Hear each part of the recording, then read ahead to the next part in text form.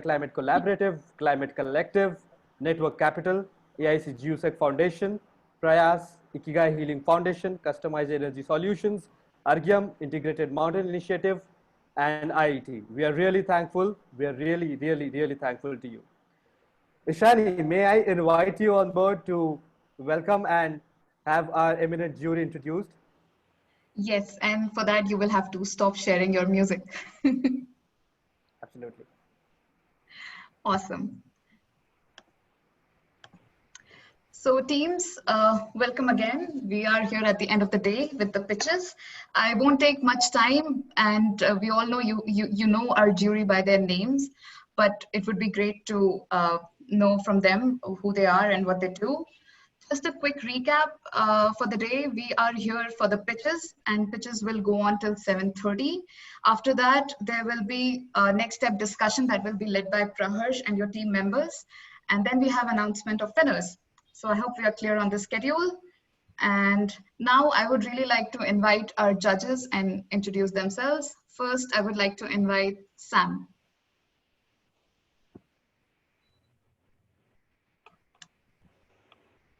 Thank you, Shani. So just, very quickly, because there are four of us. So a long-time partner at Deloitte. So I'm a strategy consultant by trade. Very much enjoyed being involved with Unleash over the last 3 years in Denmark and Singapore, and then in Shenzhen last year. Fantastic experience. I've spent 5 to 6 years focusing on the SDGs, on corporate purpose, on reporting of impact in ESG. And my sort of 3 things I'm balancing at the moment. One is work with the World Economic Forum and the International Business Council, who advise the World Economic Forum on ESG and sort of standardizing ESG metrics in order to better think about the SDGs. The second is building a platform to hold action, corporate action against climate change. We produced a report last week, and if you Google Goal 13 Impact Platform, you'll see that report. So, but we're hoping to expand that and build it out, including in India. And then the third thing I'm doing is working on a pro bono basis for a charity called Chapter Zero, which focuses on climate change education for non-exec directors. So thank you, Ashani. Thank you, everybody. Really looking forward to the pitches. Thank you so much, Sam. We are happy to have you. Next is Jaymala Subramaniam. Ma'am, we would like to have you here. Thank you very much. Good evening, everyone. It's a great pleasure to see such a large audience and such enthusiasm. So I'm popularly known as Mala. I've been with the corporate and banking industry for many years. But really the most relevant for today is the last 8 years that I've spent with Argyam, which is probably the only Indian funding foundation focused in water in India. And really, it's been a huge learning in terms of what the issues are and what the solutions are, and what communities and government and Bazaar is doing in this space. And really a revelation over the last 2 years, and therefore our obsession is that how do we scale community-based work in water? I think we are very clear that water and communities cannot be divorced. And however much the state has a role, the communities have a very central role, but unfortunately scaling of community-focused solutions has remained elusive. So our obsession has been, how do we bring communities right and center? How do we direct time, energy, efforts, money, so that the communities are the beneficiaries and the almost agenda owners of what happens to water? So that's what we're doing, using a concept called the societal platform. Some of you may be familiar with that. These are population scale solutions using digital as an amplifier, working with the ecosystem of Nandan Nilekani. So, and our foundation is funded by Rohini Nilekani. So it's fantastic looking at what could be some of those disruptors in providing scale in water. So looking forward to your ideas, and that's why I'm so excited. Thank you for having me here. Thank you, Mala. Also, Argyam is our ecosystem partner, and they have helped us tremendously to reach out to dedicated talents like you. Coming up next is Pratap Raju. Most of you must have been in his session at Climate Collective Startup Week. Pratap, can we have you here? Yeah, hi. Good evening, everyone. It's quite exciting. I love to see more and more people taking up innovation or entrepreneurship. As you may know, if you haven't, we run clean tech and climate startup accelerators throughout India since 2016. The Climate Launchpad program, as well as Climate Runway, Ready, and this year a few more in upcycling and electric utilities.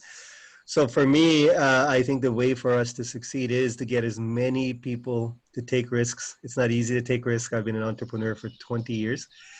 Take risks, and with those risks comes this innovation that really will help us lead to a sustainable world. So I'm very excited to see everyone here in this design sprint or this hackathon.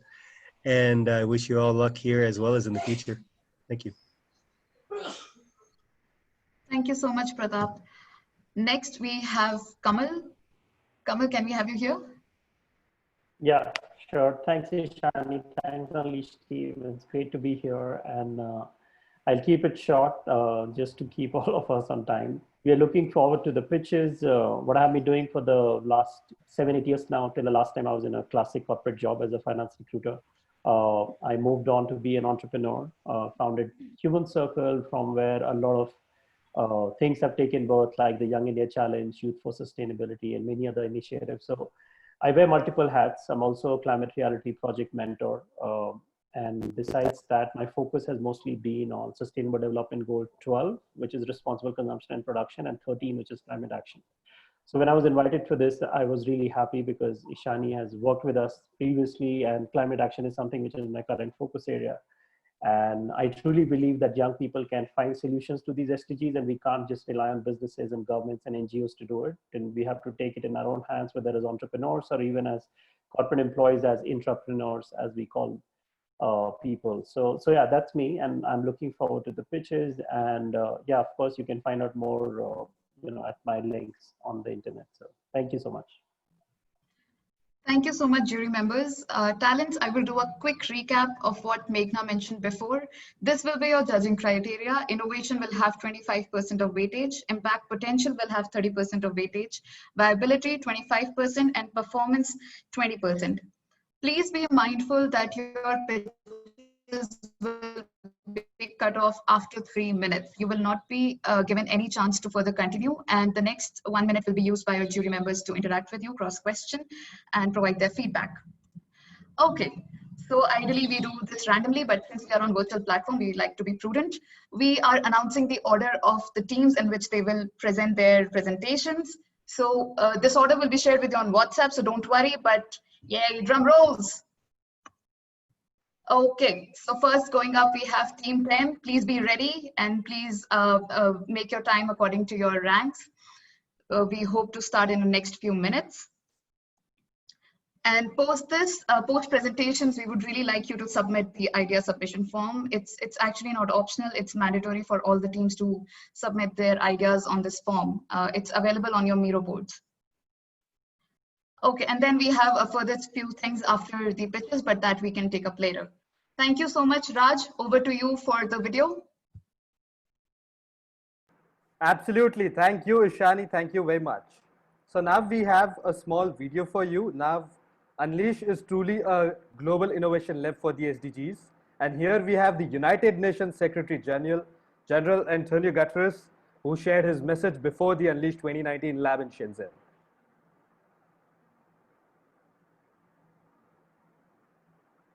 I'm pleased to address this Unleash event. I'm encouraged by your strong commitment to the Sustainable Development Goals. Despite considerable efforts these past 4 years, we are off track. Deadly conflicts, the climate crisis, discrimination against women and girls, and persistent inequalities are undermining efforts to achieve the goals by 2030. Unless we change course now, we risk missing a unique opportunity to build a peaceful, prosperous, and sustainable world. This is why, just 1 month ago, I called for a decade of action to deliver the Sustainable Development Goals. We need strong, effective partnerships, such as yours. And we need to harness the benefits of new technology for the common good. The ideas and participation of young people are essential. I'm counting on you to drive this transformation. Okay, now without any delay and getting pumped up after the Secretary General's message, I'd like to invite the first team. That is team number 10. Yes, Raj, we have a For their request presentation. from jury members that every time we announce the teams, we clearly mention their team numbers. So team number 10. So let's be mindful of that for future onboards. Absolutely. Absolutely. And just a line which I forgot initially, so that at the 2.5 minute timing, I'll play this. It will be 2 bells which will be played, and then you'll have to stop in half a minute max. Team 10. We're here.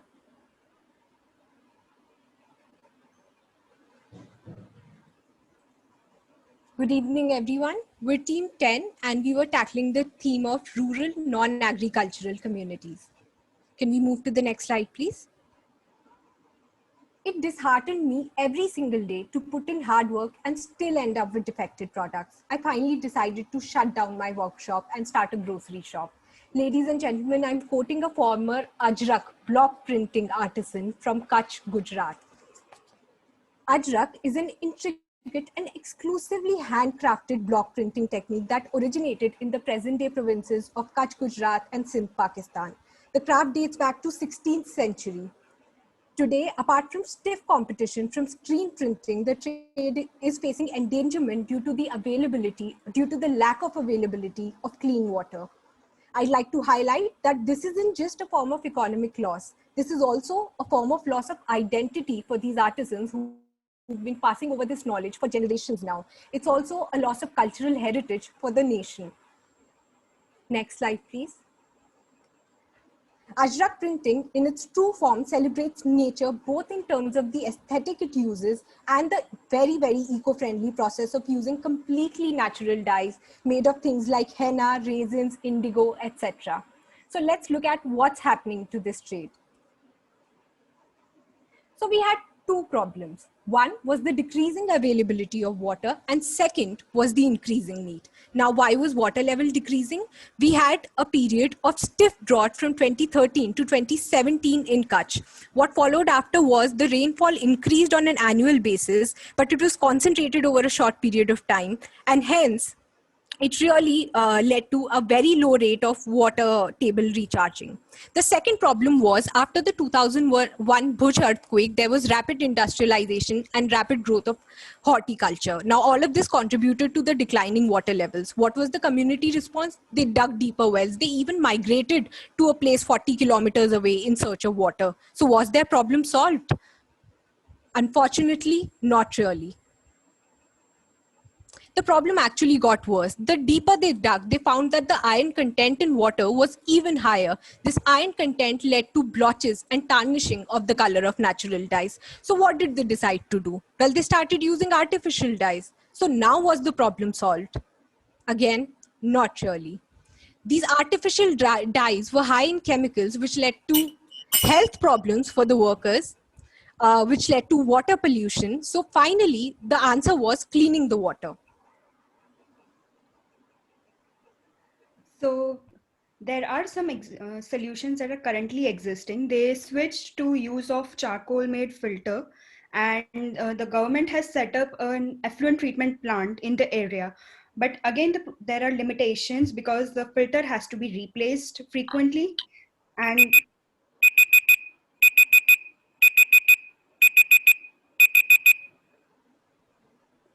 so this is the solution we came up with, that is a dual membrane filter, and one membrane which can be used for ion removal of Fe ions, and another which can be used for desalination. So this is our innovation.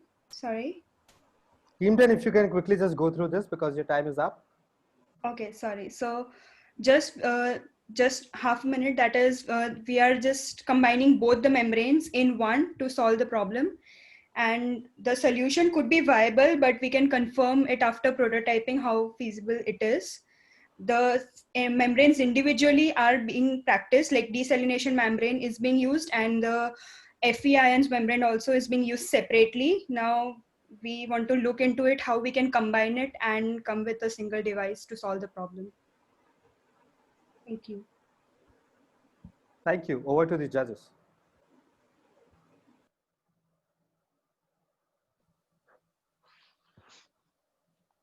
Okay, I'll try a question then, please. So I know you ran out of time, so bad luck. 3 minutes isn't a lot, but is the solution specific to the challenge that you identified, or could it be used for all and anybody who needs pure water? This solution, this dual membrane device is specific for our case because the water in Kutch, it has two problems, that is the salinity and very high content of Fe2 plus ferrous ions in water. So this device is specific, but we can just identify other geographical locations which have the same problem, and yes, we can implement the solution there as well if we know the water quality and the contaminants present. Thank you. Could I ask a question? Yes, please. Yeah. My question was, I mean, being from this field, right, and we dabble a lot in water quality. My question was, have you done a sweep of all the solutions that exist for cleaning? I mean, it's basically a form of filter, right? Did you do that? I don't know how much time you had, but have you looked at what is already available? Yes, ma'am. We looked at two solutions basically. The first one was a cheaper solution, which was a filter tank. The problem with that solution that these people reported was that the charcoal had to be changed very frequently. The charcoal was basically what was helping in cleaning the iron contaminants, and that had to be changed very frequently. And they mentioned that it became a very tedious problem for them. The second was a community level ETP tank, but it does not at present have enough capacity to support the entire village. So again, it's not feasible to be completely dependent on that one solution. And to add what Preksha has said, third point that comes to it is the efficiency of the solution as compared to the solution available. Yeah. And So fourth thing to, yeah. Sorry, just a quick feedback. It might be therefore, what you're really saying is how do I get a filter that's more sustainable and more purpose to this problem? So a few more slides but talking to that would be perhaps more useful, because the generic part of water not being available, Kutch being the driest district in the country, etc., is perhaps a more sort of macro level thing. Just feedback from me, maybe that would be more useful to understand where you're placing this. Thank you. Kamal, do you have comments? No, I think it's good. All covered. Great. Thank you. Thank you, Team 10, for a wonderful presentation. Next is Team 11. I repeat, Team 11. Yeah, let me just start sharing the screen once. Please let me know if you guys are able to see the screen. Yeah, thanks. So, good evening, everyone. We are Team 11, and the theme we worked on is urban marginalized communities. So the problem we have taken is air pollution, and started with the specific region of Delhi. Every year we all have faced the air pollution in Delhi, but the problem itself is different for different kind of people. So the privileged one have a lot of solutions, but the marginalized community has to face a very different sense of it. And what the problem is, you can say the group we have focused is urban industrialized labor communities living in the vicinity of the landlocked area of industrial regions. And the problem is that they face exaggerated impacts of air pollution because they need access to tools and knowledge needed to build evidence base about the exposure to air pollution and better local policy. And we are not saying without evidence, there are evidences for that, that industrial labor community is disproportionately impacted due to air pollution, and air pollution intensifies the economic poverty of these communities. So if we compare the income and the expenditure, asthma, which is also an air ailment, could cost around 20 to 50% of the annual income, and lung cancer could cost around 8 to 14 times of the annual income for industrial labor. And we are actually excluding the loss of life and the wages which the person lost due to illness when he was not able to attend the work. And this specific problem is not limited to New Delhi. It could be similar for all the communities which lives in the vicinity of the industrial regions, and there are 1.95 billion which lives around industrial areas in the world. The solution which we have to think of is the iCare, which is an integrated monitoring and risk assessment tool that can help in improving the solution. The title might seem a bit complex, but it's very simple framework. The tool takes air quality data and spatial distribution from the existing data sources to identify the hotspot regions. And the system takes health data from the community and the socio-economic data from the community itself to calculate the vulnerability index. After combining that, both the information on the hotspot regions and the vulnerability index, the system calculates the risk index based on a Likert scale from high, medium, and low. And that system feedbacks the information to will feedback the information to the government system for better planning. And from the user's perspective, users have to actually provide the health information and the socio-economic information to the tool.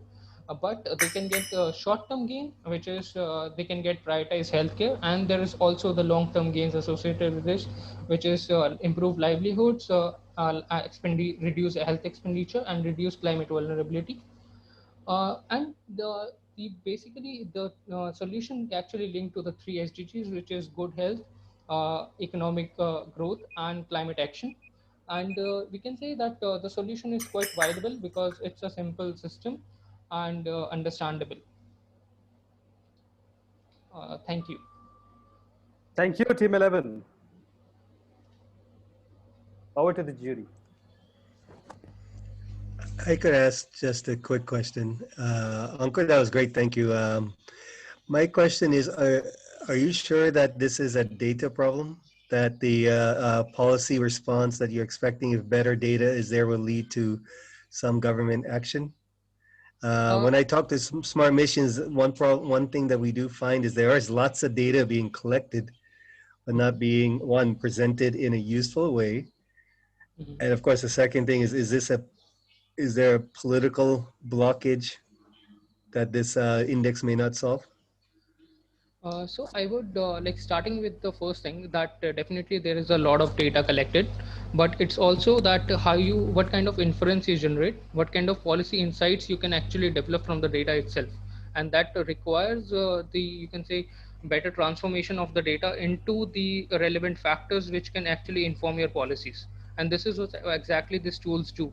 That's why we say that we take up the information which already exists, and some information from the community definitely, which we require for from the nascent stage, but it will try to help actually have a better planning and inform that what are the communities which are at higher risk, and actually for the local body itself to prioritize the action, because it's considering the you can say when you say the political blockage, I would say that it's the resource crunch and how the Indian federal system is actually structured.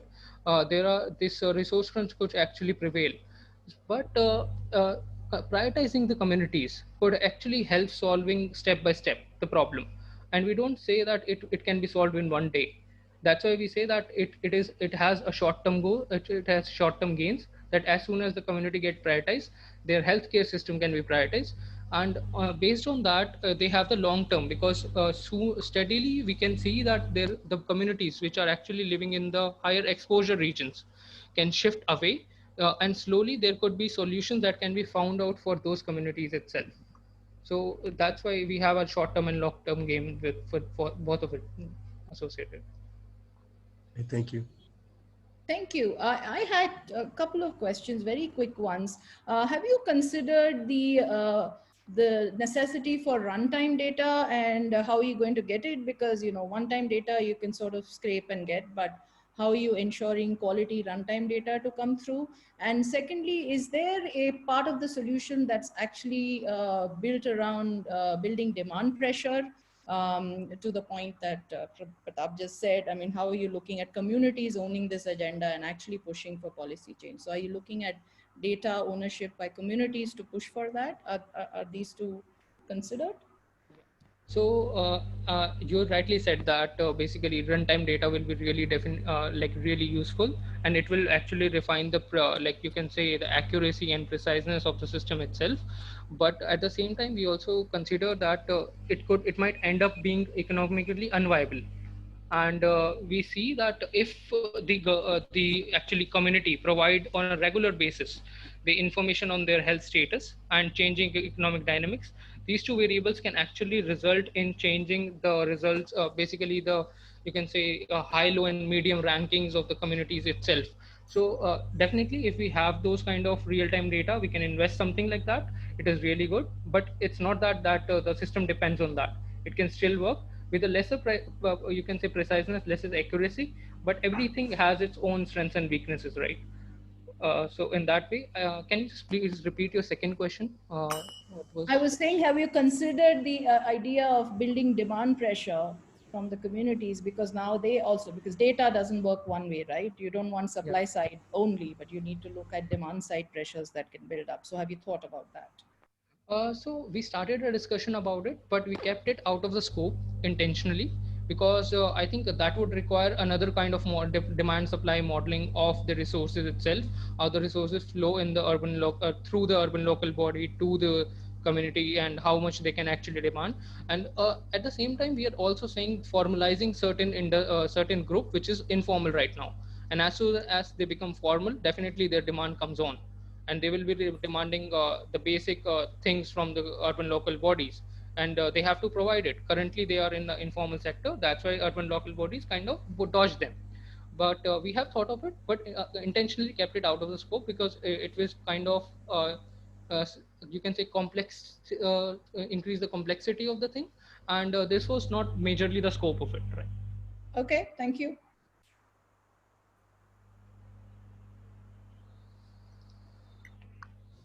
Just wondering if Sam or Kamal would have any comments. No, all covered. Thanks. Thank you, Sam. Kamal? Yeah, that is me. All good. No more questions or comments.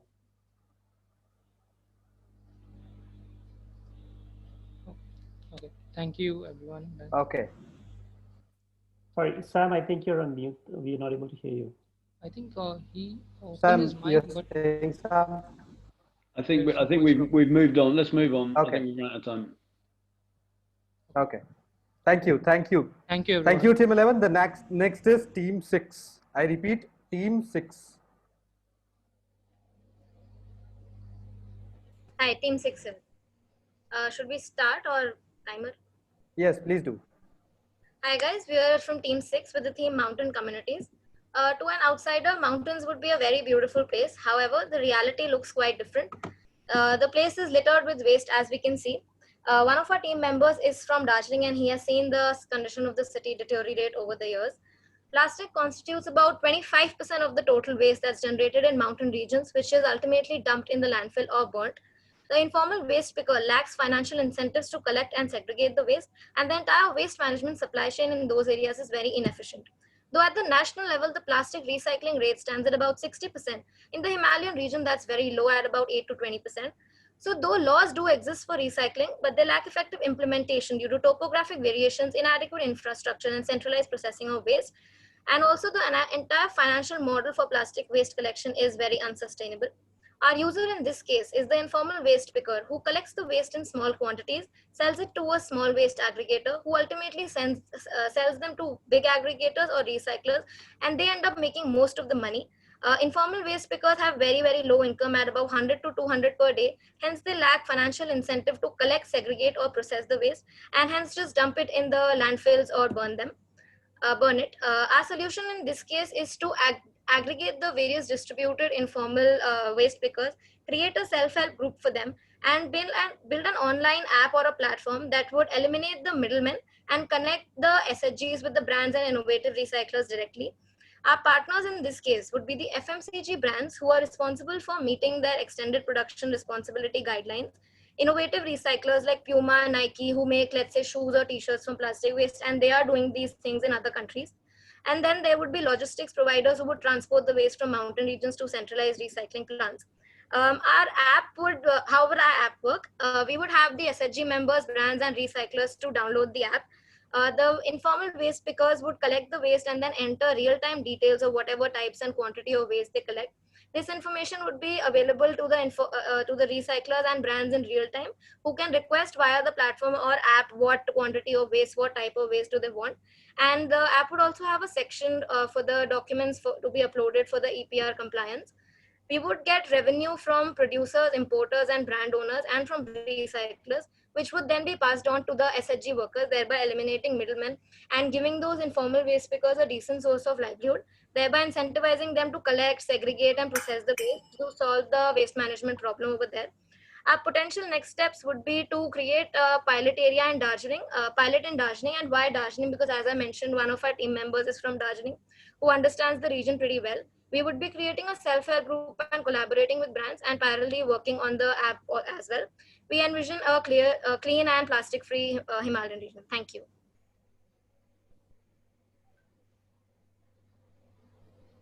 Thank you, Team 6. Over to the jury. Okay, I'll kick off. So great presentation. Thank you very much indeed. Just one question, which is around the middleman. I mean, do you need to get rid of the middleman, or can the middleman or person actually play quite a valuable role here through, I don't know, distribution and various other things? So it seems to me that it's equally valuable potentially to keep them involved rather than exclude them, notwithstanding the profit point. Yeah, Vaibhav, you can go ahead. Yeah, so just to add to what you said, we realize that the middlemen are a very important aspect of the whole value chain, but we would want to eliminate the ones who are just not, who are not a very efficient part of it. They're just aggregating the waste, but not actually doing anything. So we would be removing those aggregators from the value chain and directly collaborating with the brands and at the same time innovative recyclers. And the aim is to create a cooperative or SHG kind of a thing for the waste pickers, so that they are also not exploited, which is currently the case in the Himalayan region. I have a question also because I currently live in the mountains in Himachal, and I spoke to a few people because I saw them burning their waste, and I asked them, why do you burn your waste? And my question to you, team, is have you considered the idea that besides the waste picker problem, it's a citizen awareness issue? I mean, I didn't even see single waste pickers here in a couple of districts. And what do you think of the idea that besides the waste pickers, people themselves find it convenient to burn it outside their house because there is no series of those dustbins or, you know, so how do you plan to tackle that issue? Because the waste picker is just one part of the whole ecosystem.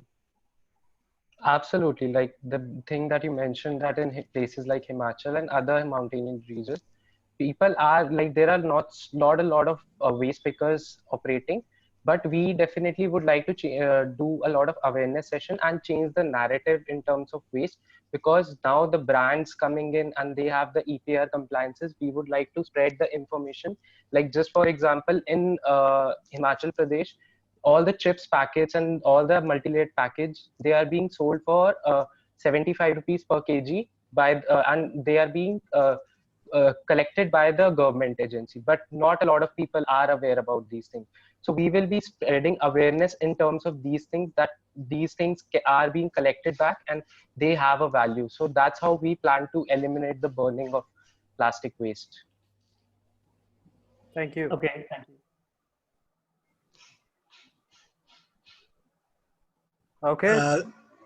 Just no comment here, but I just want to thank you for this effort. This is great. I don't know, I know you mentioned Darjeeling, but do check out the GIZ project in Rishikesh and Haridwar called Project Aviral, because they do they're looking for solutions to solve this waste problem, you know, in areas that are tourist sites. I'm actually part of that project, so I'd be happy to share information with you. Sure, Great. sure. Thank We'll you so definitely much. check it out. Yeah. Okay. Thank you, judges. Thank you, Team 6. Thank you. Thank you. The next is Team 1. Okay. Thank Just you. give us just 10 seconds, 1 second, just for scoring.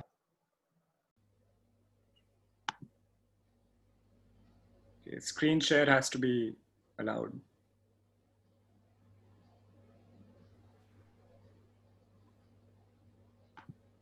That should be available now. Yeah. Okay, let me know when I should begin. Judges, do we have your green signal? Yes, from me, please. Yep. Okay, please go on. Okay, we're team 1 and we're focusing on coastal communities. We call ourselves the Seaside Squad. The problem that we're looking to address is specifically focusing on Kerala, and within Kerala on the Kumarakom and Alleppey region. The main problem that we are addressing is that shrimp farmers along the banks of Kerala's backwaters, they need financial security because climate change induced saltwater intrusion is increasingly killing their shrimp yield. And the current barriers to mitigate these risks are not proving to be effective. So what can we do to provide them an effective solution? The problem is essentially happening because of the loss of mangroves over time along these backwaters. And as the mangroves are being lost, there's an increase in, and sea levels are rising, there's an increase in the tidal wave that's bringing in seawater into the backwaters and changing the salinity of the backwaters. And this is actually having a negative impact on the shrimp population in the backwaters, that people living around the area, their economic livelihoods are tied to the shrimp and tourism. So the sample person that we're looking at for this project is named Maya, and she is a 31-year-old shrimp farmer in Alleppey. And we're trying to figure out a way to improve her livelihood, give her climate resilience to climate change. And we believe that the solution is essentially around the mangrove. So our solution is completely natural, and we're looking at ways to facilitate the growth of mangroves again, so that they can become natural barriers to increasing tidal waves, and essentially keep the salinity of the backwaters fresh, so that shrimp populations can thrive, and people like Maya can live off of the shrimp population that they grow. The experience of this solution ties in a couple of stakeholders. So we have a very unusual stakeholder that we've chosen to begin this process with. There's a food delivery aggregator specifically for seafood called Fresh Menu. Not sure if all of you have tested it, but it's an app. They aggregate seafood farmers from around the country. And we believe that, like Zomato adds a donation onto their platform for the Feeding India Foundation, similarly, we can add another option for growing mangroves into Fresh Menu's orders. And each rupee or 2 rupees can be funded into our foundation, which is essentially for planting mangroves along with local partners like Thanal in the Alleppey Kumarakom area. We are also responsible for getting shrimp farmers to adopt these mangroves so that they have an emotional attachment to preserving them over time. And the net result is that people like Maya get listed on Fresh Menu, or the produce gets listed on Fresh Menu, and they improve their accessibility to the pan-India demand for shrimp. The net result is... you can just quickly wind it up? Yeah. 10 seconds? Yeah, so the cost of this program is about $200 to $250 per hectare. The impact it'll have is double shrimp farmer income, so SDG 8, increase afforestation and carbon sequestration, SDG 13, and it strengthens domestic resource mobilization, SDG 17. And scalability wise, we can apply this across 86,300 hectares of Kerala's coastal region. Thank you. That will be all. Yeah, we want to make coastal communities environmentally and financially climate resilient. Over to the judges.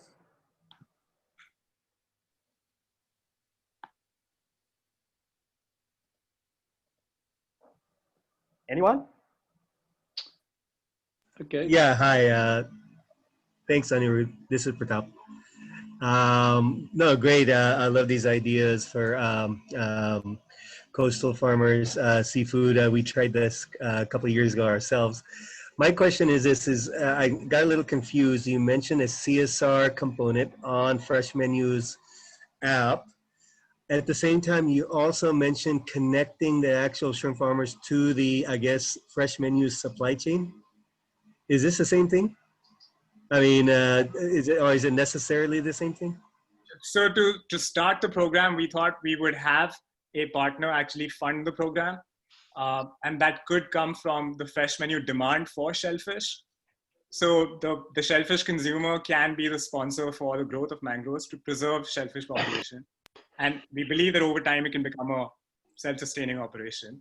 And Right. also give farmers access to improved yield. Oh, and what we forgot to mention was because mangrove population shrimp gets qualified as organic shrimp, the price point of shrimp sold from mangrove areas actually increases. So the potential to move the farmer up the ladder of income change is pretty high. Right. Thank you. Thank you. Anyone else? Yeah, I had a very quick question. So really what we are saying is that the real cause for why the mangroves are depleting and saltwater ingression is happening is it lack of funds? Because we are starting to say that if we get funds, we can do a few things. Is the funding not available today to do these things? Viresh? So I think the problem with, at least in terms of financing for certain solutions like these, is that they are sandwiched between a lot of problems. To attribute it just about saltwater intrusion is not rare. You have urbanization that is hitting at their doorstep. And at the same time, they are also sandwiched because of the geography. The amount of rainfall that falls in this also eradicates it. So yeah, there is a whole change of ecosystem that happens with rest of this. And no matter how much you fund it, the potential impact, if the buyer is not able to see it, they're not really investing on it. That is sort of a gap. Okay, thank you. Sam or Kamal? Yeah, and one question for me would be that I can imagine funding motivating, the farmers and others to plant more mangrove would be great.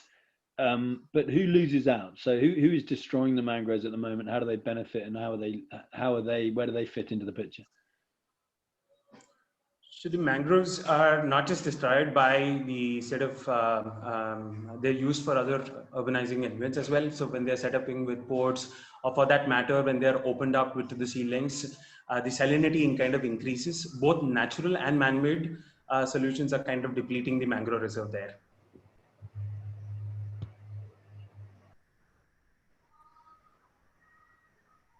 Kamal, would you have a question? No, thanks. All covered. Okay, great. Thank you, team. The next we have is team 4. I repeat, it is team 4.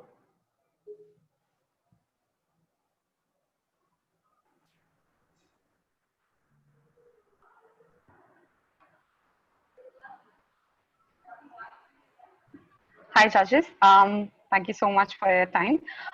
So just to start our presentation quickly, we're a team of 4 people and we're working across the theme of indigenous and tribal communities in India. Moving on to the next slide. We have basically tracked the life story of Mr. Udyar Singh Dhurve, who is a tribal representative from the Bega tribe of Eastern Madhya Pradesh and Chhattisgarh. And he basically says that he has 3 kinds of problems. Can we move to the next slide? Yeah. So he has 3 kinds of problems. One is economic stability, the other one is climate resilience, and the third one is lack of education and awareness that he feels exists in his community. So in terms of economic stability, there is huge fluctuation in income because of their huge dependence on natural resources for income generation. And of course, these natural resources are vulnerable to climate change. And because these communities depend a lot on subsistence agriculture and also rain-fed agriculture, erratic rainfalls happen to affect their sources of income primarily all the time. And this then leads to them sort of being perpetrators of deterioration of environment by, let's say, depending upon non-timber forest produce extraction and over extracting from the forest. So, so he realizes that there are 3 kinds of needs that exist in his communities that he wants to meet. Moving on to the next slide. This is our insight. So we realize that essentially indigenous tribal communities in Eastern Madhya Pradesh need enhanced economic security because of fluctuating levels of incomes arising out of their dependence on erratic rains for sustenance and an existing skills gap that prevents them from taking up alternate livelihood opportunities. And this is where Adivasi Mitra comes in. Next slide, please. Yeah. So essentially, Adivasi Mitra is going to be an online and an offline platform which tries to meet capability building needs of these tribal communities. Essentially, the broad cycle of how this will work is that we will essentially get CSR communities or CSR organizations who leverage or who take out a lot from these tribal communities and tribal resources to invest in this platform. We will then go on to develop a technological platform that not only provides content for these capability building needs, but also a sort of a monitoring and evaluation platform or a tool which maps what the community needs are in terms of capabilities and how can that be met. And of course, the content here would cover different issues like climate resilient agricultural practices, gender equality in the communities, and also what are the other alternate livelihood opportunities that they can sort of explore. Value for the organizations will be, like I said, for the CSR programs, because they do take a lot from these communities. It will be something where they give back to the communities. For the NGO partners that we will essentially be partnering with to deploy the platform on the ground, they will it will essentially basically merge with their existing programs, like organizations like Pradhan, Srijan. They all are working with the tribal communities currently, so it will essentially merge there. And the assumptions here are essentially that this whole process, sorry, just 10 seconds. Yes, so this will essentially be such that, yes. So essentially, the platform would incorporate inputs from these communities for creation of content, but also the deployment of it.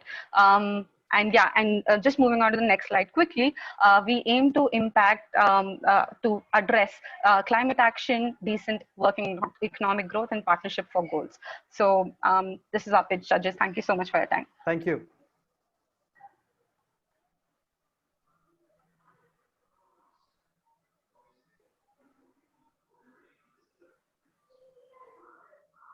Anyone? Do we have any questions? Yeah, in terms of a sort of competitive scan, how many similar sort of sharing platforms are out there, if any? So I'm not aware of any tech-based capability building platforms that are there, but of course, NGO partners like Pradhan and Srijan do engage in such capability building programs with their beneficiaries on the ground. Thank you.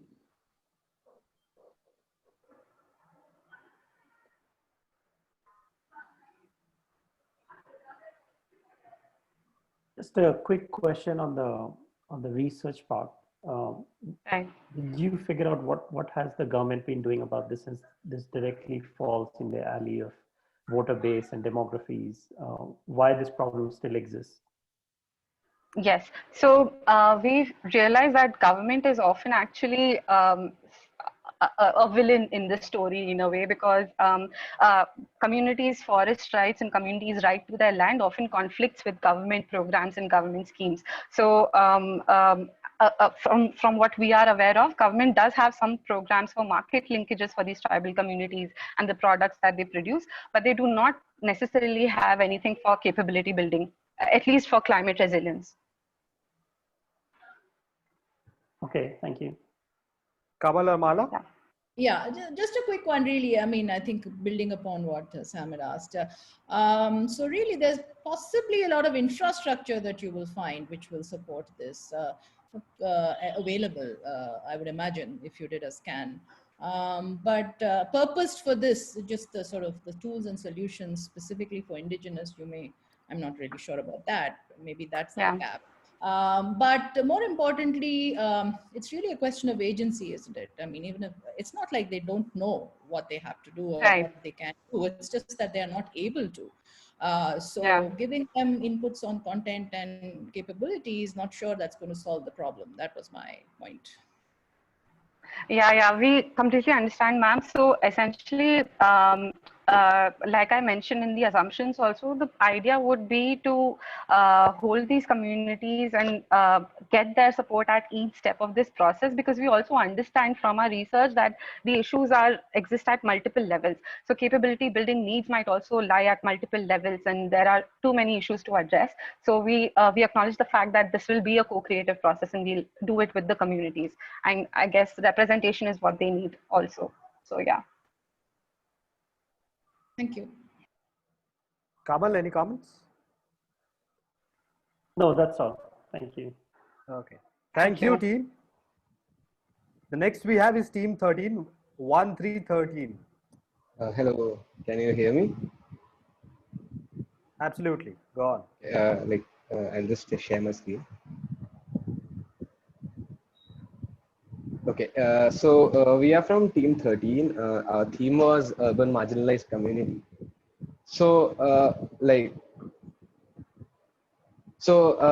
As has been shown by data, temperature has been constantly rising for the past few years, and slums in India are one of the most vulnerable to temperature rise because they are densely populated and densely constructed areas which trap heat. And in 2007, the number of slum dwellers reached 1 billion. That means around 1 in 3 city resident is a slum dweller. And one of the most crucial part of slums is the women there, because the women not only have an indispensable role in running their family and household, but also raising their children. And the houses are not comfortable, they're not safe. And most of the women in these slums are around 27 years old.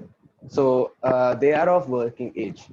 And women with our problem statement we came up with was women with young children in slums want to stay home during the day, but cannot because of lack of economic opportunities based at home or near home, or lack of comfortable and safe environment to work during the hottest parts of the day. So the solution we basically came up with was a community space near the slum, which is not really far away for the people to travel, but this should act like an incubation space for these women to share knowledge and be financially independent and start small businesses such as a tiffin service which comes out of a community kitchen. What we are expecting from this space is supposed to be a fully sustainable space where there is a lot of green footprint, we emit less carbon footprint, and we recycle or we reduce the use of plastics. So trying to encapsulate different industries, smaller industries, empowering women, and even generating a better green footprint in the locality.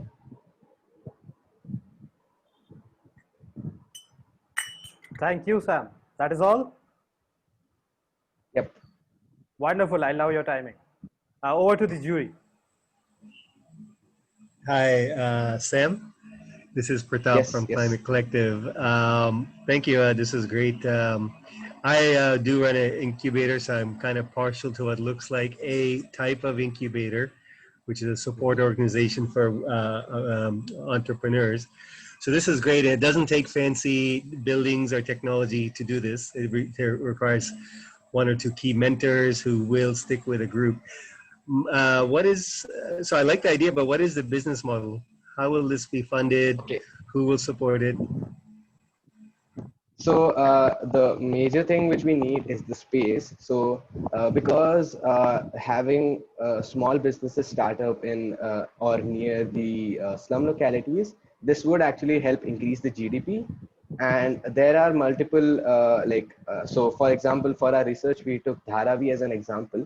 There are a lot of empty spaces which are owned by the government near the Dharavi slum. So if we can partner with the government to get a small space where we can, it's supposed to be like a maker space kind of like a location. And if you can partner with the governments or schools, or in fact even like religious, for example, churches and temples, that would be that would take care of our space. And for business models, because this is actually containing a lot of small businesses, the profit would be taken by the the community and the state. Just to add on Sam's point, I'm also from the same team. I think a lot of when we were brainstorming, a lot of aspects that were coming was from how we can integrate in a digital space. As the world is going highly digital, how can in the sense that, okay, can they earn through a mobile service? Can they do some surveys? Can they do some data annotation or data translation services? So we were looking at that perspective. At the same time, we kept the scope open, because as and when you go to a community, assess their strength and weakness, then only can make a business model around it. But yeah, I think a digital focused business model, digital focused services was something that we had in our scope. No, right. Just a follow up. I don't know about digital or not. That's something that I don't have the background. Is this something that people want? You had talked about, I think, mothers with young children. Is this something demanded from them or asked by them, or is this something you think it's good for them? Yeah, Yes. so I would like to answer this question. Like here in Delhi, there has I have been working with this organization called Quab, which works with women who are from a very low income background, and these women do not have the necessary tools to sustain themselves. They are dependent on their husband.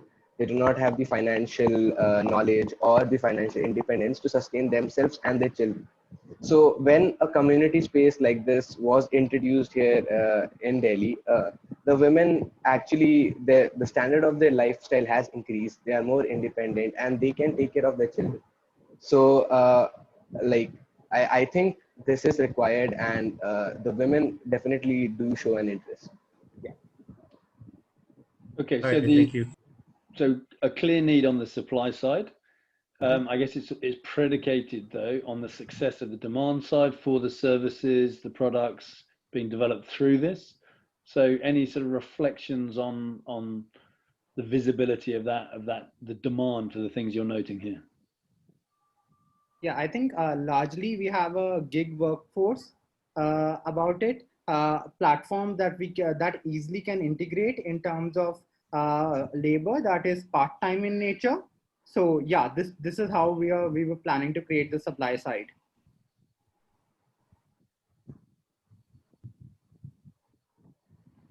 Okay, thank you. Any more comments or questions, judges? Just a quick question, kind of a simulation. Imagine that I am the husband of the lady that you spoke about, and I have a young child. Can you convince me in 30 seconds to join this community? I think I would like to convince your wife. No, you have to convince me in this case. That why my wife should do, why should she, how is it safe for her, and why should she be going for this? Namaste, Kamal. If somebody else wants. Or should I? Yes, I can take it. So, am I audible? Yes, we can hear you, Shrishti. Yes, okay, thank you. Thank you for the question, Kamal. And about convincing husband of the lady, I think he will be more encouraged to let her join this space by the fact that it is increasing the family income, and then I mean it will ease their own lives, and the space in itself is so sustainable, safe for the family and for the kids. There is I mean, we have a thought also that in so get fresh for the kids, the small child, small children will be there, so that the ladies don't have they don't worry about spending time in the community space and then worry where are the kids and all. So yes, I think the economic aspect to convince Okay, thank you. Thank you. Thank you, judges. Thank you, everyone. Okay, thank you, team. Next is team 2. I repeat, team 2. Hi, if I can request Saurabh to project the screen. Yes, just setting it up. Are you guys able to see the screen? Yeah. Go Saurabh, on. okay, great. Thank you. Shall we start? Please do. Awesome. Well, good evening, good morning, everyone, depending on your time zone. The topic of our project today is roof over our heads, and we mean that quite literally. We know that with increasing climate change, the coastal communities are hit disproportionately. When these windstorms, these monsoons, these typhoons hit you, there's one thing that's supposed to keep you safe, and that's your house. And unfortunately, these marginalized communities in the coastal areas actually don't have access to a structured house, a well-built house, and most of them end up staying in these kacha houses near the shore of the sea. So in particular, we took the we explored in the Sundarbans Delta, and we took the example of an island called the Sagar Island, which is actually the biggest island in the Delta, hosting about over 200,000 people. And as we know, the Bay of Bengal is like one of the hardest hit cyclone areas in the world, with Bulbul and Amphan being some of the most recent examples. And I want to bring the attention that why focusing on Sundarban Delta is extremely important, because the Bay of Bengal sees a rise in sea level that's 3 times higher than the global average. So next slide.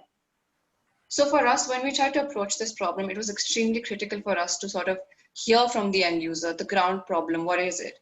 I actually have a friend here, Miss Karji. She's actually a personal friend of mine who was researching there and educating kids there. And she had to actually leave the island in about 4 months after, like right around Amphan and Bulbul, because it became completely inhabitable. If you read some of these are absolutely heartbreaking, right? You try and go home and then you find out there's no home to go to. The construction material, when your house is broken down, what do? Are you getting relocated? Are you displaced? Can you rebuild your house? Do you have access to the material that helps you rebuild the house? So these were some of the problems that we wanted to highlight as we sort of looked for solutions to these problems. Moving on, we sort of our end user profile. So we narrowed it down to one family unit. Who is our target audience here? For us, it became the Mahato family. An average family size on the island is about 5 to 6 members whose average income household about 2,000 rupees, depending on agriculture, to be their main source of income. And these images you see, they're actually post-Bulbul. You'll see some of their belongings, right? Their bags, their little bit of furniture, the electricity material, that's extremely important to them, which they lose all during these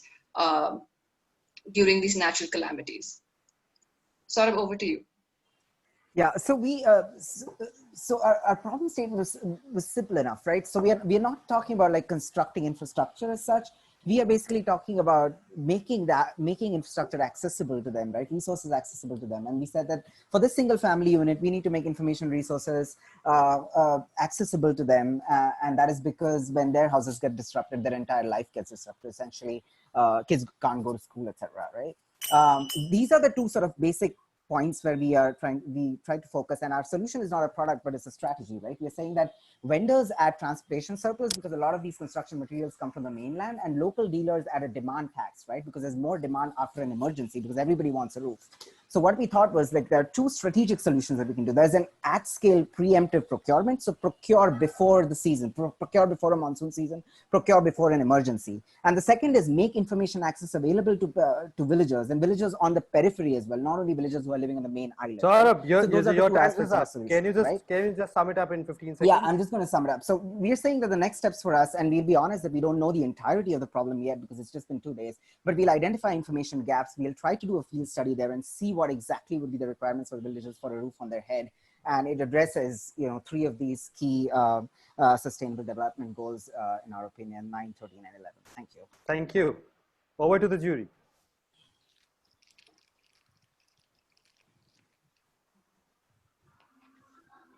Judges, any questions or comments? Hi, Saurabh. Hi. Hi, Saurabh. This is Pratap from Climate Collective. Can you hear me? Yes, I can. Yeah, I just have a question. I couldn't quite understand. Are you finding information in advance of a disaster and providing that and educating local communities with this information, how to source? Is it housing post disaster? Yes. So we are actually, we do not. So what we figured from the interviews is that we do not need to find information about calamity, right? So the patterns about when cyclones hit in the Bay of Bengal area have been pretty standard. And there are a couple of months post monsoon, October and November, when they hit the most. And it's also the monsoon season when this area receives the highest rainfall, right? So people are usually quite mentally prepared that they will have to, they've gotten so used to this cycle of destruction that they just prepare themselves to like move. And that's because they haven't found another easier solution where they can actually protect themselves where they are living, right? And therefore the solution, which is why we are saying the solution needs to be a strategy, right? So the months of April and May, and especially the month of April, which is one of the driest months actually in the Bengal region, can be used in order to sort of pre-procure some of these construction materials, right? And especially if they're procured at scale, they can be procured at a lower cost than it would cost them after the emergency when the demand suddenly spikes up. The second important thing to remember here, and why we are still focusing on the access, is because these are remote islands, right? So you have to travel 6 kilometers by waterway, which isn't as easy as it sounds, because we spoke to the lady and she said that it takes about an hour and a half for these people to reach the mainland, and even more time to reach a city like Kolkata where they'll actually get some of these materials. And therefore that and after an emergency, obviously people do not have the time or even the motivation to be able to sort of go that far in order to procure these things, right? So if they have some access to it locally, and if it is at a cost that's affordable, then this issue can be. Sure. Just quick follow-up. Are you is who procures the material, or are they in advance? Is it the local community or a third party like a government agency? So there is a local dealer. The government agency, interestingly, does not procure the material, although that is one thing that we were thinking about. So thanks for bringing that point up, because we were considering that one of these people who could be procuring that could be a government officer, right? But of course, we considered that would require a large scale partnership. So we haven't sort of put it down here, but currently it is local dealers who procure it, and the local dealers essentially procure it on a demand basis, right? So when the demand spikes up, they make this procurement because they get a much higher cost. Thank you, sir. Okay. Thank you. Pratap or any other judges, do we have any more questions or comments? No, I'm good. Thank you. Nope, thanks. No, thanks. Okay, great. Thank you, team. So here we will stop for a while for a short break of 10 minutes. And I'll request Prahash, may I do that? It will be a 10 to 15-minute break. So may I request Prahash to just invite our judges to their special room, and I'll request the participants to be here.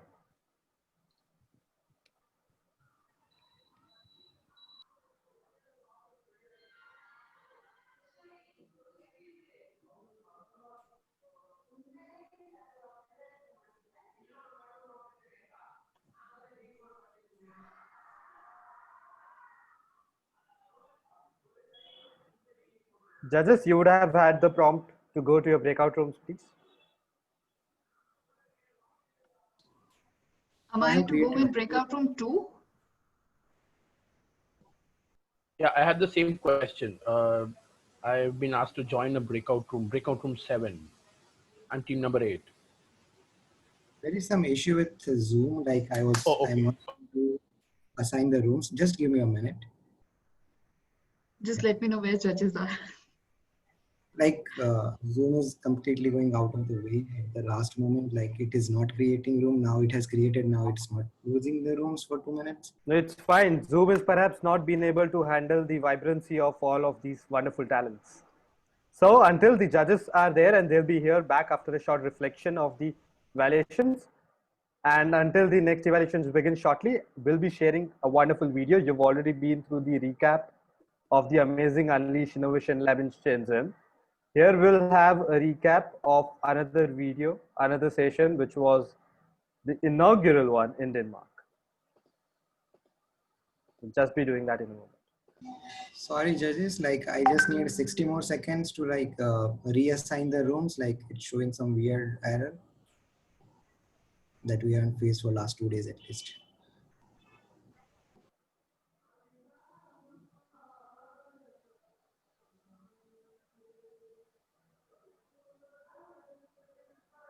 Yeah, Raj, go ahead. Like you can start the video. Once it starts to allows me to reallocate the rooms, like I will allocate the jury and Ishani to a room.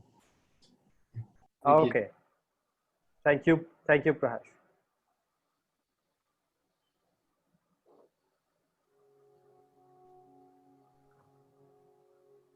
We are at the beginning of an era of development, and a window of opportunity exists to rethink the traditional approaches to persistent global issues. That is precisely what makes Unleash so important and so very timely.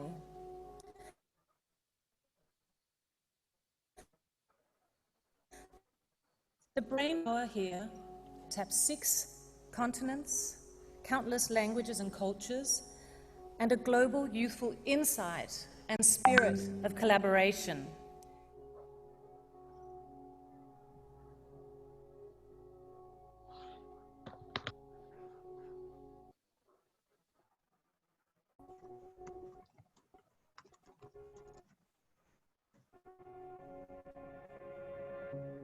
I am Fatma Al-Khouri. I am from United Arab Emirates. I am Morgan. Harsh, how much I am time? from Hong Kong. I can't hear you. You're on mute.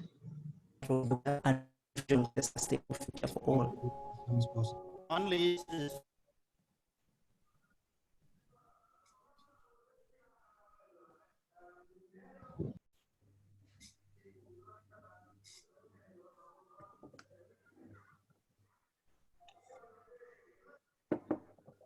Right.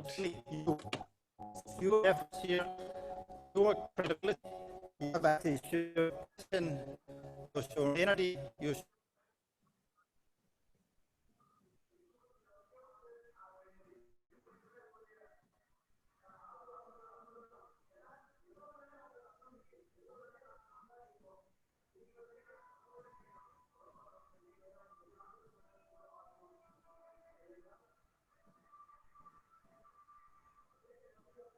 Shani, can you just tell me which room you got initially? Sorry? Can you tell me which room you were prompt in? Cooler room. All of us were in cooler room.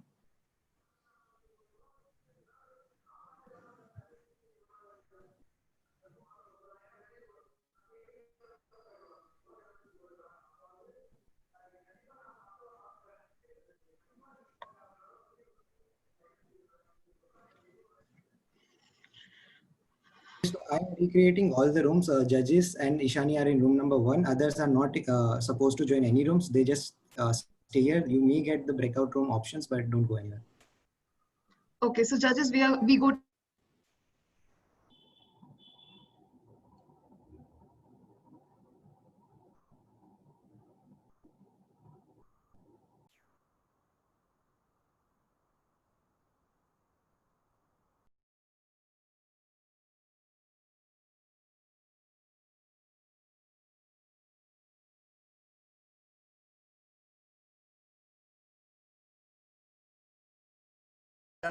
We spend time every morning in song.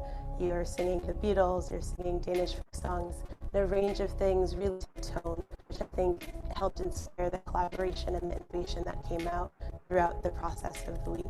That process included things like problem solving and ideation. I think doing that in an environment where you are inspired by music, where you hear stories about journeys, about people's reflections in the future, I think does change and the way you address a problem or the type of problems that you're excited about addressing. I'm here to help clean the oceans from the plastic that's currently polluting it. I'm here to transform public transportation to make this world cleaner and greener. I'm here because I want to change the way that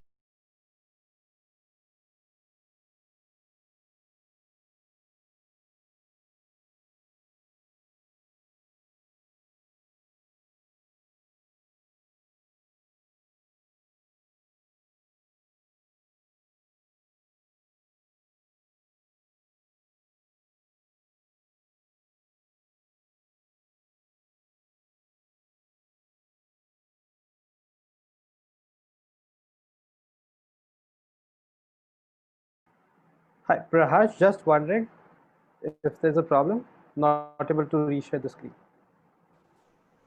I'm not sure what is happening with Zoom as of now, but like it was not allowing me to create any room. So I just shuffle everyone and put the jury and OT in one room. others are getting room invites, but they are not supposed to go like, and I haven't revoked No any. worries. No worries.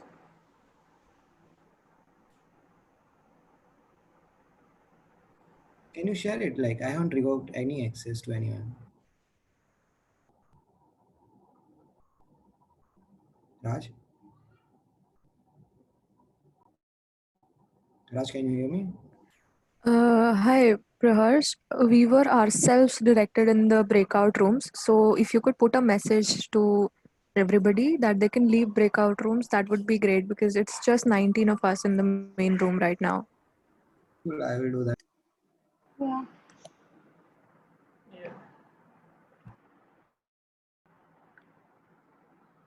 So Prahash, there's a message from the judges that we'll be restarting sharp at 7:15. So we may want to get people back. Yes.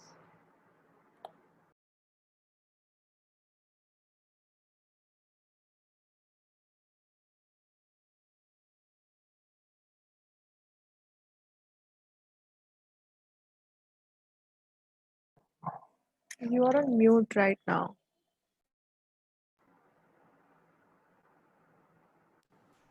Yeah, I was talking on a call.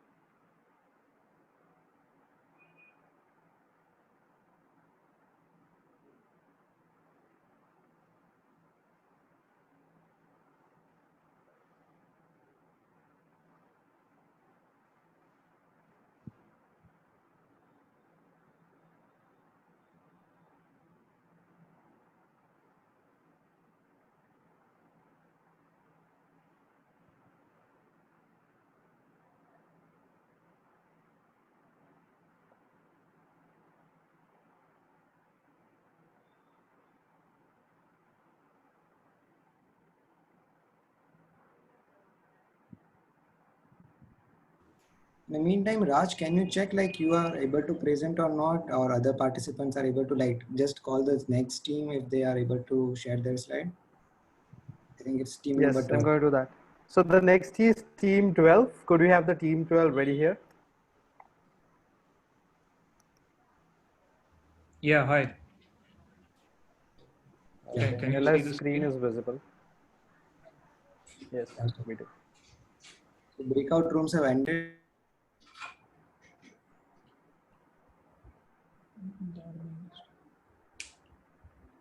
Okay, once Shani and the judges are here, we can begin. Okay, it looks like they're here. Yeah, they're here. So Raj, you can begin with the timer. Okay, great. Next we have team 12, 1 to 12. Nila, you Right. can start now.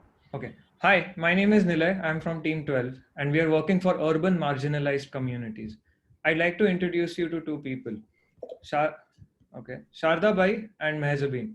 They both reside in the Dharavi area in Mumbai, and they work from home. They are self-employed women who either wrap bangles, work on stitching, or any other, papad, etc., etc. And sorry. Now, they both find the summer heat or overall heat in Mumbai unbearable. And unbeknownst to them, the heat actually has a detrimental impact on their long term health. there is enough data, as you can see, to prove that the average temperatures are rising. But if you take a look at the table at the bottom, you could see that the city of Mumbai records ambient temperatures of upwards of 35 degrees Celsius regularly throughout the year. And in those coastal conditions, 37 degrees and upwards is considered a heat wave. So to say, to put it another way, these women are experiencing something close to a heat wave every single day, which is exacerbated by the tin roofed housing that they reside in. Here are the health effects of heat stress. Apart from the obvious ones like dehydration, chronic dehydration can lead to kidney diseases, kidney failure, more susceptibility to kidney stones, more susceptibility to cardiovascular diseases, respiratory illnesses, etc. There's also an economic toll or a price that these women pay. If you look at this slide, the incomes are really not that much. And if you lose 15 to 20%, which is what we have projected every single day because of loss of productivity due to heat, you are looking at a major economic loss for these women. Now, the problem definition, the one we chose to focus on, is we would like to enable these women to give them the tools and awareness to reduce temperatures in and around their houses, basically giving them favorable conditions to work in, because the global temperatures are always going to make it worse for them. The solution we are trying to propose is, first of all, we'd like to make Shardabai and Meherbeen aware that these effects are causing loss of productivity as well as their health, long-term health. But the second one is the design or tech intervention that we planned, a bamboo frame which has a jute fabric stretched over it and could be infused with things that we are done for 3 minutes. No. Okay. Yeah, could have 30 more magnesium chloride that traps heat, which acts as a second membrane outside the house. It could be mounted on a wall or a roof. Here's the picture of a prototype. After all the calculations, the economic impact of the stress heat effect is actually around $1 million per year. And we think that manufacturing this, they can keep their own houses cooler, and it could actually work out as a way of means to earn as well for these women. So we imagine a better world for Shardabai and Meherbeen. Thank you. Thank you. Thank you. Over to the jury. Commencing with Sam, do you have any questions? Yeah, so like the idea, who are they going to buy this? So the plan was that the materials, bamboo and jute, is easily available in Dharavi. It has its own economy, and that's why we think it could be a DIY project which they could also sell to other houses in the area, because it's quite a large settlement in the first place. And they're very, very low cost materials, bamboo and jute. Thank you. Thank you. Pratap? Hi. So if I could understand this, you mentioned phase one is awareness, right? But if you have a solution like this, why couldn't you jump directly into phase two? Because you can demonstrate the impact. I mean, yeah, I think that makes sense. Raise awareness, as in we would like to convince these people that the solution that we are trying to provide is actually going to benefit them, and there's you can earn more money out of this, and your productivity goes up. That's the awareness that we mean, not as awareness campaigns overall. Right. Thank you. Thank you. Mala? I'm good. No questions. Thank you. Thank you. Kamal? Yeah, just a quick question in the clarity of thought. So most houses in Dharavi would not have a roof for themselves. They would be like 20 families living in the same building. So how do you think that they're going to divide the cost or divide the making? Did you think through this aspect of it, that it's almost never that a single family lives in a single independent building? Correct. So, sir, there are multi-story housing there's some multi-story housing in Dharavi as well as single-story ones, like shanties, smaller shanties. During our work, given the time constraints, we actually were imagining more of a smaller shanty. But for larger, deployments as well, I think I think it would be. First of all, it's very, very essential to actually see the impact of the second membrane. How much is it delaying the heat effect throughout the day? Maybe mounting it on the eastward facing the wall of their housing. And I think the costing really will could be discussed after the efficacy first of all has been established. Okay, thank you. Thank you, jury. Thank you, team. Next, we have team 3. Team 3. Hi, my name is Javed. I'm representing Team 3, and here we go. The Team 3 solution is Adivasis. We're all a tribe. Yeah. So going ahead, the problem what we're facing is that the several ill effects of the high yield variety push with the tribals can actually be cleared by climate resilient practice within the tribal groups. But this knowledge is very, very concentrated and it's not disseminating between the tribals, right? So what is the solution that we can do, right? We can look at tribal knowledge repository come online market space, which we're calling the Adivasis. We are all a tribe. And this is guided by agency, autonomy, and empathy. Yeah. So there's a rough model of what we are trying to ideate. So we create both. One is the online platform and a physical network of volunteers, which you call the Tribal Sathi. So Tribal Sathi is basically selected from the community itself, and he's given basic skills and a tablet so that he records the traditional practices very visually. And this visually is very important because the language is very, very different among tribals. And every practice recorded, and the Sathis from other tribes can actually take this information to their community, right?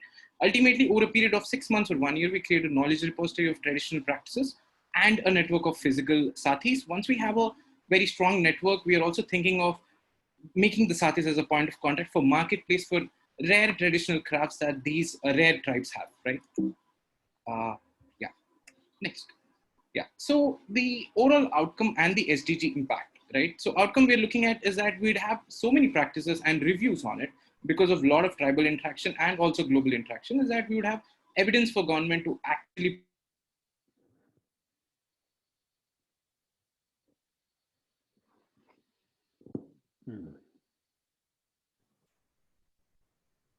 I think we have lost the voice of the speaker. Yeah, Raj. Yes, Javed, are you there? I'm here. Hello? Yes, we lost you in the past 10 seconds. Please continue. Yeah. Hey, hi. So should I go to the slide? Is this done? Is this that's done? Yeah, proceed. Thanks. So the outcome and SDG impact, the outcome we're looking at is that because of so much practice of knowledge of all these practices and online being, government would have enough evidence to actually inculcate them in the practices, which is not currently present right now. And we would have a scoring and review of relevant practices. So we would actually understand which practices like more relevant to one particular tribe of that particular geography. Would be impacting SDG goals 2, 8, and 13 because of the climate resilient practices and kind of enhancing their sustainability, right? The next step, yeah, we would need a need assessment, focus group studies, and also partnership with Pradhan and all the grassroots organization, and especially partnership with Team 4, which has already worked with Baiga tribals, on whom we have actually made this kind of the entire model out. This is my team, and thank you. Thank you, Javed. Over to the jury. Kamal, starting with you. Just wanted to check if your team mapped any specific communities in India, and if so, then how you're going to scale it up to other communities, because I mean they have different needs. Okay, sure. So actually, I'm so sorry, I forgot to mention in the time pace that was going on, but we initially thought of scoping out for just 2 tribes. So that, and our tribe, the consideration was Baiga tribe and Gond tribe. So we thought that they are pretty much closer because of the region specificity that they have. We could just start sharing between them and then reach out to the other tribes once that model succeeds out. Because our entire thing is relied on a very much visual importance to the practices rather than, so something like a non-linguistic cues for which we would need a tech partner to understand how we could start that thing. So yeah. Okay, thank you. Thank you. Thanks. Mala? Yeah, quick one. I mean, since this is a little familiar, we're doing something similar on the water capacity building natural resources side. Some questions. I mean, is the problem really one of curation or is it one of consumption? So just for you to consider, because I don't think we had enough time to discuss those details. But from our side, we find that curation is a smaller problem. Really creating wider consumption is a bigger problem. And secondly, just a repository might not be sufficient. You really have to keep it live. So looking at more of a registry concept, so that there is interactivity, there is fidelity, so that you know what you're getting. It comes with metadata and all those sorts of things perhaps becomes very important if you want to keep this live and active and sustainable. So those were just some inputs, and happy to connect post this in case you're interested in getting a bit of detail on that. Great insight. Thanks, ma'am. We would love Thank you, Mala. Pratap? Yeah, no question. Thank you. Thank you. Sam? Yes. So if I've understood, it's about the spreading of good agricultural practice, which is done on a tribal basis and challenged because people speak different languages, something like that. If I've got that right, I guess my question is, you know, people presumably have moved away from those practices, unfortunately, because of short-term benefit, which then create a lack of longer-term resilience. So how do you address that core issue of the long-term, you know, benefit and security rather than the short-term benefit? Yeah, so I think it again comes back to the question where Mala has just emphasized. So I think we need to build that kind of a bond with communities, because that would take a lot of time in order to believe us. But I do see a long-term and short-term both, because the zero budget natural farming, right, which is kind of booming it up throughout the countries, was an Indian traditional practice, and that was a tribal practice. Right now, a lot of people are actually doing that, even the farmers in rural societies. So I think there are benefits to it, but it would take a lot of time to build that kind of connect with tribals where they actually believe in what we are trying to say, right? And probably we need to incentivize and find ways to do that. Thanks. Thank you, Javed. Thank you, team. Next, we have team 5. Repeat, it's team 5. Hi, can I share my screen? Please do. Javed, can you stop screen sharing?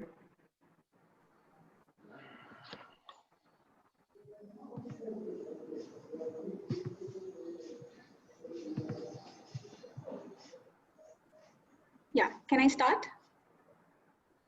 Yes, Lakshmi, go ahead. Good morning and good evening, everyone. We are team number 5, and our theme is mountain communities. When you think of mountains, we always think of Himalayas, and that is where we have chosen our problem to solve. This is a very typical Himalayan village. As you can see, there are clusters of small villages, and these are extremely remote from the plain areas where you have centralized waste management facilities that are available. Now, the bigger problem that these villages are currently facing is that there is a large influx of tourists coming in, but then there is hardly any kind of waste management facilities that are available to tackle their waste, resulting in 2/3 of the total waste produced in 10 Himalayan states not being processed and ending up in landfills. Right now, what are the roadblocks? Now, the roadblocks are basically this: there are no existing infrastructure to handle waste in this region, so you need to bring down the waste to a centralized waste facility if you want to tackle waste, which is also very cost prohibitive. For example, if you want to bring down waste from this particular village that I showed to perhaps Dehradun, you will have to spend about 8,000 rupees for just 1 ton of waste, which is not practical. Now, that is where we believe our solution lies. We want to work on, or we are proposing a holistic and cluster-based plastic waste management system for these rural Himalayan communities. This is what we propose as our solution model. The solution model consists of 3 different sections. One is first cluster-based waste aggregation system, which is driven by data collection and optimized based on the data collected from all of these villages. So there is a central village from where you kind of bring down all the plastic waste from all of these surrounding villages. Now, then once the plastic waste is collected, then you move on, you kind of divide the plastic waste, both the recyclable component as well as the non-recyclable component, into 2 different streams. One is local recycling through low capital based recycling systems, as well as second is upcycle non-recycled plastic waste using empowering local women to produce products that can be sold to the local communities themselves, as well as the tourists who come to these villages or to these regions for revenue to fund this entire system. The SDGs we touch here are 8 and 13, along with 1, 3, 12, and 15, right? And this is exactly what we plan to propose, where we have a WhatsApp-based system where you collect data on a regular basis to kind of bring down the waste on a regular basis on a need-by-need basis.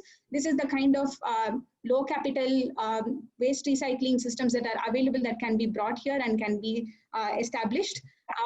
This is the kind of products that require very low skill, but at the same time can tackle non-recyclable plastic waste at the community level. Thank you, Lakshmi.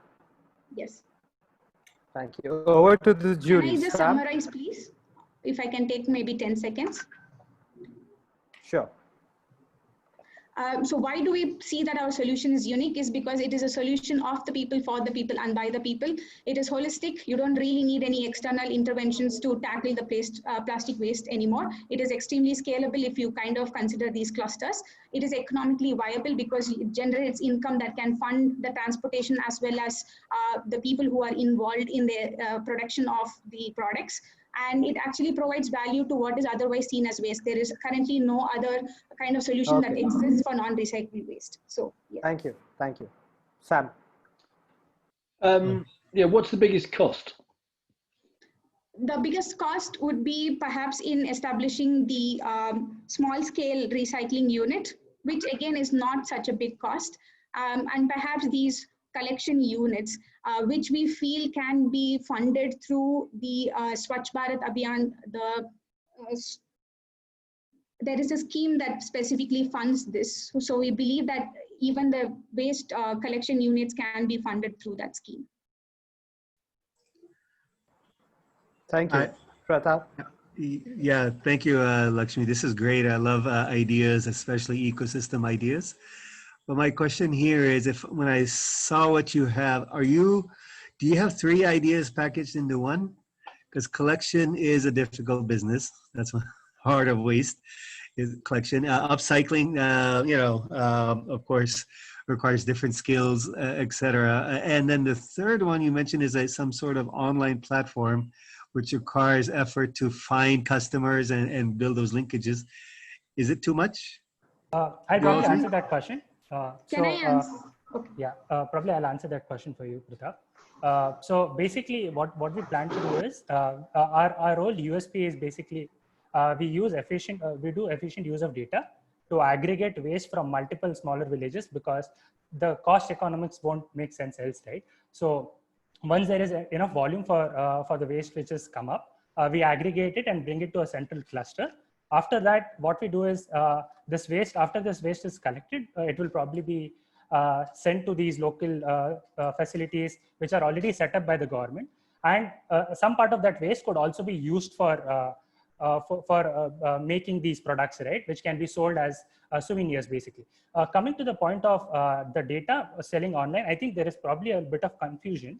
What we plan to do is, we are basically using a WhatsApp chatbot to collect this data, and not a external app, basically. So the chatbot is basically asking how much waste is collected for the day, and a person who is taking care of the waste in this small village is going to say that today 400 kgs of waste is collected. Lakshmi, if you could go to the slide for that.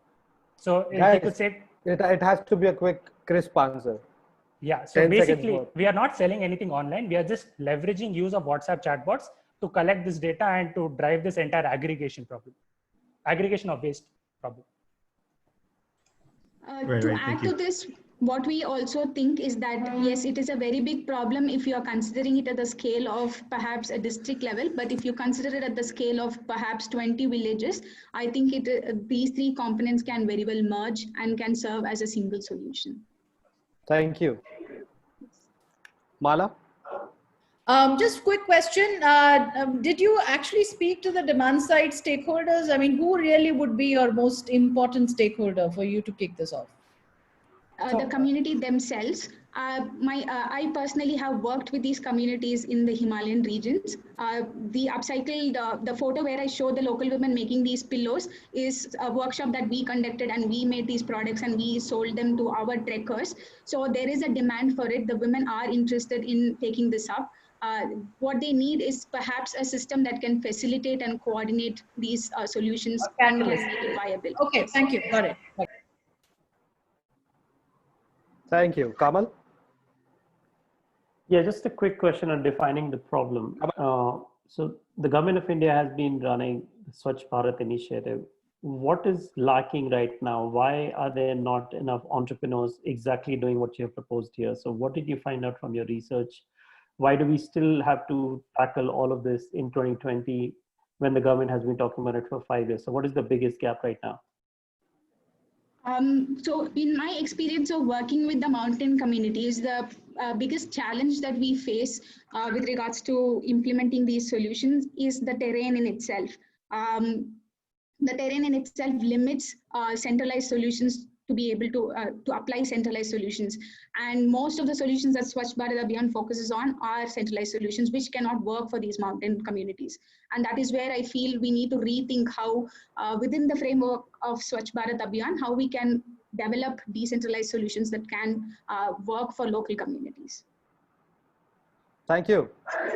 Thank you, team. Next, we have team 9. Lakshmi, okay, thank you.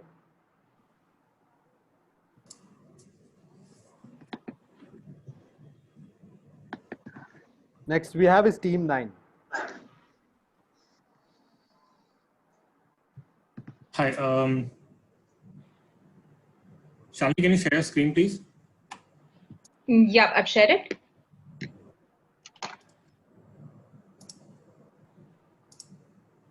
Not coming up, I think. Moment. Yes. Yeah. Please go on. Hi everyone, we're Team 9. We've been working on rural agricultural communities. India being an agrarian country is particularly vulnerable to climate change. And agriculture contributes 17.5% to GDP, and nearly 70% of the rural population relies on agriculture. And we also have 190 million undernourished people, and more than half of these farmers, small farmers, lack access to some form of credit. Small farmers in drought-hit regions need various incentives to adopt climate smart agricultural practices. And we find that the barriers to this adoption are predominantly the lack of effective dissemination of knowledge and a lack of awareness about alternatives to existing forms of agro practices. And the yield and productivity issues also plug into this larger driver, which is the reason behind the low adoption of climate smart agricultural practices. And in that, we also have wastages happening due to failed supply chain links and existing debt considerations. So going forward, to overcome the financial reservations that these small farmers have, and to overcome the resilience on, the reliance on other techniques is the key challenge. So in this scenario, we're really looking at two specific users who we feel could potentially benefit from such an opportunity. Firstly, we're looking at farmers who have traditionally produced staple crops or undertaken climate insensitive practices, but are open to undertaking or incorporating climate sensitive practices, provided there is a financial incentive for them to do so. On the other hand, we also have young people who come from a family of farmers who have chosen not to take up agriculture and instead move to the city, take up informal unemployment or other opportunities because agriculture does not come across as a viable profession for them. However, due to the pandemic, they have probably moved back to their hometowns and have undertaken odd jobs or are supporting their family when it comes to farm labor, but would potentially be interested in taking up some kind of opportunity like an entrepreneurship opportunity or some kind of business opportunity, which could probably help them earn a stable source of income. So given the situation, we present to you our solution, AgriClimb, where we strongly believe that by building a tech and community-enabled platform, which is supported by a line of local entrepreneurs, we would firstly work on a two-pronged approach. Firstly, we would look at consolidating a line of market partners for warehousing, logistics, and other forms of retail work who would work towards providing some kind of climate smart certification to strengthen the demand side of the value. And having done that and convince the farmers of a demonstrated business case and a financially viable case, we would be able to support farmers in leveraging the knowledge that is present by providing contextualized advisory support through technology, as well as the line of entrepreneurs that we're working with. Through this platform, we're also looking at enabling, providing an enabling platform for local champions in the area. Sure. Who have worked in the area and have incorporated climate smart practices, and providing an opportunity for them to network with other farmers for knowledge exchange. So why do we believe AgriClime is super important? Firstly, it's one of the few holistic solutions that looks at not only working on mapping market demand and presenting visibility of demand to the farmers, but also helps on tailoring knowledge of climate smart practices in a contextualized scenario, and also leveraging local community capital such as farmer producer organizations, and enabling knowledge exchange among local farmers who would be potentially climate champions. Thank you, Shalini. Over to the jury. Mala? Yeah, so my question was perhaps that I wasn't very clear about the problem. I understand, but I think the solution wasn't really coming across clearly to me. It seems like tech, it also seems like process, value chain, and a host of other things. So perhaps just unpacking that, and may not be now because I think that would be difficult, right.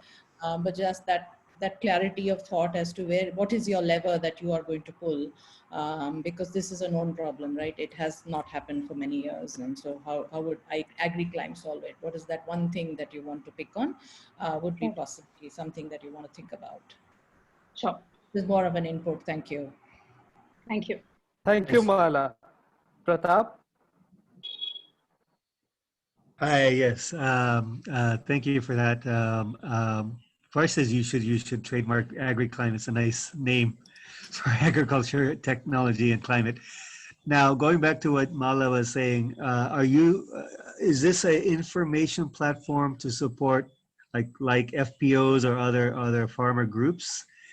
Or is there other transactional services? You mentioned something about connecting market partners to warehousing.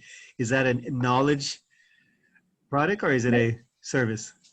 Right. So as part of the solution, we're actually looking at firstly aggregating the demand side of the value chain, which involves the post-harvest stakeholders, because it is only when we're able to show a demonstrated business case for farmers to invest in climate smart practices, for example, even investing in increased cultivation of, say, more climate suited crops like, say, millets or ragi. When we're able to show them, because today what we see is demand is highly scattered and there's not enough knowledge about these demand centers because there might be lack of proximity of location, etc. So if we're able to bring and strengthen the post-harvest value chain and then demonstrate to farmers that there is a business case, then we believe that we would be able to, in addition to that market side, we'd be able to support farmers in translating some of the knowledge that's there in terms of what would be the kind of practices in the given context, which is where we believe the local entrepreneurs and the local youth would probably come in with the knowledge that they have and with the local connects that they have. They would be able to come in to support in addition to the technology component of it. Great. Just are you saying that it's demand aggregation is the lever in which farmers would change either the behavior or practices? You're going to aggregate demand? And, I would say primary lever, but then we would build on that once we've established that. That's how we were looking at it as a team. Right. Thank you. Thank you. Sam? Yeah, it also sounded like this certification was quite an important part of this. Right. I mean, that sounds very interesting. It also sounds potentially quite expensive unless people self-certify. So any reflections on that and how you keep that low cost? Karthik, do you want to comment on that? Honestly, we didn't think about the cost aspects of the accreditation process as such, but we again thought it could be a product and a producer-based certification. So what I mean by that is it can also be like a consortium or a cooperative can be certified, as well as the end product can be certified. But we didn't really think about the cost aspect of the certification itself, because we figured once you say to the end producer that, look, the food that you're eating or the produce that you're consuming is in line with organic produce or is procured in a sustainable manner, I think people would be willing to pay a premium for it, which in turn would trickle down to the producers. Thanks. Thank you. Do we have Kamal?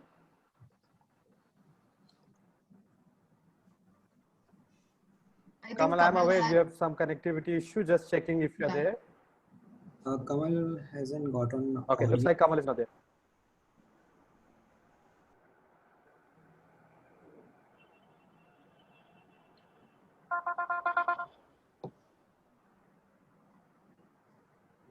Kamal is not having his audio connected yet.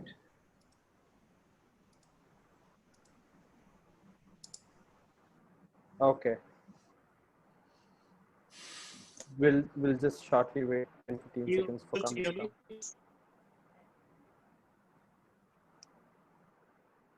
Barely. Kamal, your voice is breaking. We're able to hear you, but we are not able to understand. Alternatively, okay, is it better? Kamal, we're not able to hear you. What alternative can be is that you can quickly type your question in the chat box for the team to reflect upon and get back to you.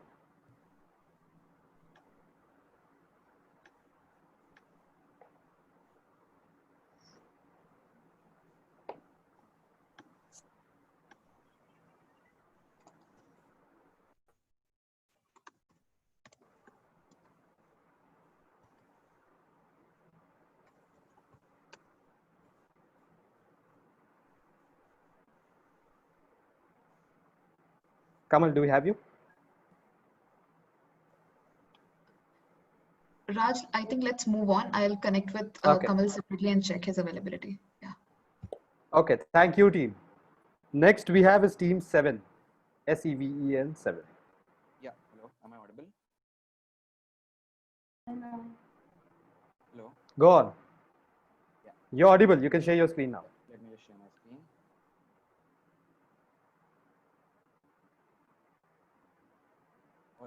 Please proceed.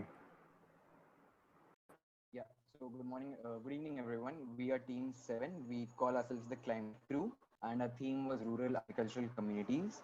The solution we are going to present today is called Jal Smart. It is a mobile based app that provides instructional courses for water conservation measures. Now, the story of Jal Smart really starts in Uttar Pradesh, the agricultural heartland of India. The state accounts for like 1/5 of our agricultural output. And increasingly due to climate change, the state has areas where you have drought followed by flooding. And to be very specific, our problem statement is this. We are targeting young farmers who own less than or equal to 1 hectare of land. So these are really marginal farmers whose monthly income is something like 2 to 3,000 rupees. And they need to build awareness and implementation knowledge of measures that will help them adapt to fluctuating water needs, which is caused due to extreme flooding and drought. These events adversely impact the farmer's agricultural output and ultimately livelihood. Now coming to the proposed app and what it provides. So the app has 3 main features. The first is bite-sized instructions for water conservation. So what this really means is, like, for example, for drought, they will provide step-by-step instructions for creating farm ponds. For flooding, check dams is the answer. And then the second or important part of it is contact with community members in the village who are looking for similar solutions, so that members of the same community can pool resources and act as one labor force. And lastly, since this could be a financially risky investment, we would also like to provide them information about government support measures such as subsidies for water conservation structures or other incentives to buy perhaps organic fertilizers and the like. Now, to make this idea feasible, we are working with a few assumptions. The first, since it's a mobile-based app, the very first is tech know-how. The idea, since we are targeting young farmers, they will be able to at least interact with a simple app in the essence that they can access and play videos that we put up as instructions. And then secondly, to track their progress, they can upload the pictures of their work daily or in some frequency, so we can provide feedback on that. The secondly is finding needful participants. So people who will be willing to take this app up and actually need the services that we provide. We plan to coordinate with local authorities for this, who might be more knowledgeable about which areas in the particular district are in immediate need of these measures. And lastly, as I mentioned before, financial considerations. So now for the farmers, I think that's where the community measure comes into picture. Maybe if they combine resources in a village, they can implement these measures one by one in the separate areas and come together to absorb some of the risk as well as the rewards. And for us, we only plan to charge any sort of fees for this if the solution leads to direct increase in the agricultural lead later on. The Thank you, team. SDGs that we plan to target with this are the ones you see on screen, and obviously the climate change SDG 13. Thank you. Thank you. Over to the jury. Sam. Yeah, so I guess two questions, and one would be it seems quite a impoverished community you're focusing on, so youth and small holdings. So just wondering about sort of, one of the assumptions, which is the financial assets to actually do something about this. The second thing is about you charging if the yield increases. How are you going to know if the yield increases or not? So for the first one, obviously the financial impact, that's why we are actually not charging beforehand. So coming to the financial part, that's where the community-based support comes in. So it's sort of like how you pool risk. Like if one member maybe cannot afford it in a village, if 5 members come together, what you can do is out of the 5 pieces of land, one of them you work on building a check dam or a farm pond. The other 4 you continue with the normal practices. Next season, you switch on which one you want to build your pond, and the other ones, one of them will have hopefully increased yield. And the government incentive also plays some part in it. As for the fees model, basically that's using the app and some some frequency of visits in person, because what we came across was these are not really people who are willing, not single-mindedly focused on profit, right? If we can help them, they are willing to invest in these incentives. So it's sort of like how coding companies nowadays charge people only if the people see some monetary benefit. Thanks. Thank you. Pratap? Yeah, hi, Nikunj. Thanks for that. This is great. I love people using information to solve problems with new technology. Having said that, my wife used to be in the telecom business, and one thing they learned is that, everyone now knows perhaps, is that 5 or 6 apps are used by 80% of our time on our phone is used by 5 or 6 apps. Getting an app onto someone's phone is hard, and I think from what I saw, what you're doing, a lot of the app you're proposing kind of overlaps with what a government could do, or someone with a lot more institutional credibility. How will you get your community to adopt another app? So we plan to do this. Yeah, we thought about a bit of how to promote the app. Basically, that's the question. So we thought of 2 ways. One was actually a lot of these villages have weekly or monthly bazaars where sort of the community comes together to sell goods or maybe just have a good time. And then we probably, when we're starting off, we'll set up a sort of stall there where you sort of tell them these are solutions, these you can adopt. And secondly, government actually has set up these knowledge centers in a lot of these villages which provide information, but that is stationary in the sense that they do not it's more of a manual that you go there, you get to know a few things. There's no one leading you through the process. We plan to lead them through the process. As for the government capacity, it's basically a problem of too many people to help out. Like while researching, we came across government schemes which sort of, let's say, targeted 10 lakh of these harvesting structures, but with all the resources they were able to build only 1 lakh. So it's just there's too many people to help, right? So if we can help up even a part of that, that's good enough. Thank you. Mala? Yeah, so again, being a little familiar with this space, I feel like you're looking at least 2 big problems as I see. One is the liquidity problem, liquidity of knowledge, liquidity of practices, etc. And the second is the issue of participation. How do you increase participation with fidelity, of course. So those are really 2 different things. So my possibly inputs here would be that you may have to look at breaking those 2 up. And if you're going to link that up, then it's possibly, scale might be an issue. My question is, have you thought about that, and have you looked at how you may want to progress on one versus the other and not look at it as both together? For the liquidity of participation, that's where the young users come in. Like we talked to a few farmers actually for this, and what we realized that the older farmers are sometimes more resistant to change because for them it's like, their family has been doing it for a long time, right? Whereas the younger farmers are starting off, they understand that they need to change and they're willing to try options, but for them it's a problem of liquidity of knowledge. Like all they know of in terms of help is if the government provides them subsidy, they could do something, but what that something is something that's lacking for them. Like they're not exactly aware of, okay, if they were to get money from the government, what do they do with the money? Thank you. Okay. Kamal? Sorry, Mala. Sorry, Yeah. Mala, please complete. No, I'm fine. Thank you. Do we have Kamal? Yeah. So my question is in terms of, there are a lot of apps and farmers are using mobile phones and smartphones nowadays, but what we see lacking often is that they don't have the incentive to use these apps once downloaded. So have you thought through this as to what are the rewards and incentives for them to use what you're creating? So these apps are not really something which are luxury, right? Like we're not providing something which they already have and a better version of it. It's like this is trying to solve a problem which affects their very livelihood. It's like farmers who are affected by yield, who have low yields, we're trying to provide a solution to them for that problem. So in that sense, the farmers themselves have a reason to do something about the problem. This is one of those somethings.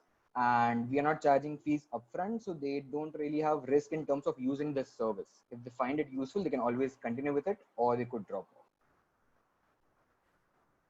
Okay, thank you. Okay, thank you, team. And now the last team for the evening, we have team 8. Team 8. Yes, hi. Let me quickly share my screen.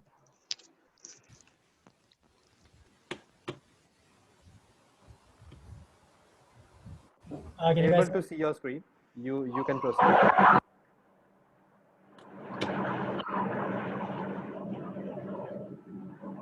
Right. But let's start again. I think there's a technical issue. I can hear something in the background. Can you start again? Please do. Perfect. Thank you.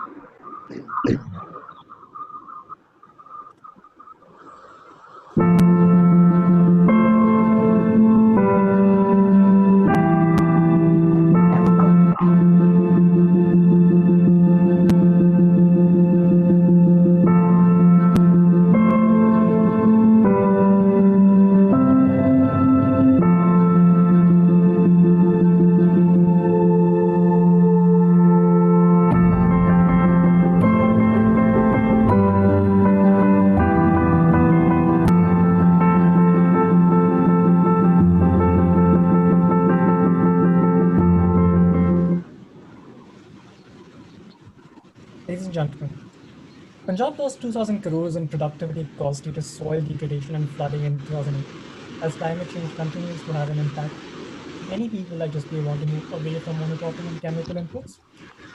They just don't know where to start. So we interviewed people like Jaspir who need support on 2 levels. They need to understand how we can make sustainable farming profitable by using ideal seeds, organic fertilizers, and mixed farming. And they want to understand how they can reach their customer base without the middleman. We propose an integrated solution. Punjab Agriculture University is a trusted source of knowledge for many farmers in Ludhiana. Farmers in Ludhiana have already started to adopt sustainable farming due to the proximity with the SMEs. We want to act as program managers and expand the scope of this institution. SMEs need partners with panchayats. They need to set up small offices to cover maximum districts and attend Kisan Melas to engage with the farmers. This is a chance to spread the knowledge capital, mentor farmers, and answer their questions. For people who can't make it to face-to-face meetings, we propose the expansion of mobile and internet-based meetings. We call these e-baithaks. Continuous knowledge coming from a trusted source will nudge farmers in the right direction. For the pilot, we are suggesting 150 SMEs to cover 10% of farmers in one district. We want to start off with Jalandhar. We will answer the questions during the question and answer session. Our interviews show that farmers are also willing to adopt e-channels to reach customers. Facebook and WhatsApp offer cross-marketplace and communication ecosystems with the customers. As program managers, we want to train farmers to use these channels to reach the customers efficiently. With the Indian urban consumers willing to pay 53% more for organic food and farmers needing a new channel for sales, this is a match made in heaven. India lost 72,000 crores due to productivity losses in 2018. With a successful program, we will be able to positively impact 7 SDGs and help farmers become resilient to climate change. Once successful, this low-cost solution can be scaled to other states. You can see the roadmap for us. Team, the time's up. You need to wind up in 15 seconds. The time to act is now for our farmers, consumers, and the soil that is dying day in and day out. I welcome any questions. Thank you. Over to the jury, Pratap. Yeah, hi. Hi, great, thank you. This is quite cool as well. I have a question. You said the new sales channels are Facebook and WhatsApp. Yes. Right. Is that sufficient? If suppose you give guidance to farmers of new demand, is this sufficient just to connect them to like a WhatsApp group? You know, you have issues of demand aggregation and timing and all. Can farmers do this just with information?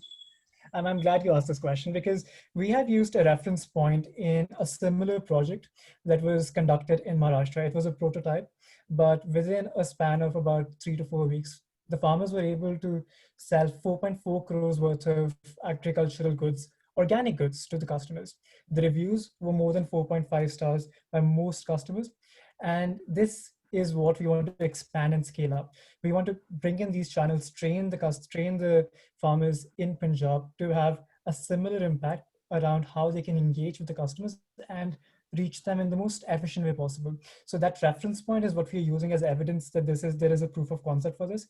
Now we want to scale this up in a state like Punjab. And adding to what just Ishar said, Facebook and WhatsApp are more of the most well-known platforms where public generally can reach out to the producers, and similarly producers can be easily accustomed because Facebook itself is trying to run a lot of programs to connect the rural side of India. So trying to connect and creating a bridge with all of them, we're looking at solutions which are already existing. So lesser investments towards building platforms and at the same time using reliable and existent infrastructure. Right, thank you. Thank you. Sam? Yeah, so as per Marla's comment on a previous team, the participation, so it is important to incentivize in some shape or form, even if you provide the information. Part of that incentivization is through this premium you've talked about, which sounds really interesting. My question is, how do you get it all started? So particularly when that premium is not observable to begin with, might not be observable for some time. So how do you get the flywheel started? Yes. So this is where the interviews come in really handy. So this is one of the first questions that we asked the farmers as to what exactly do you need from our side to make this work?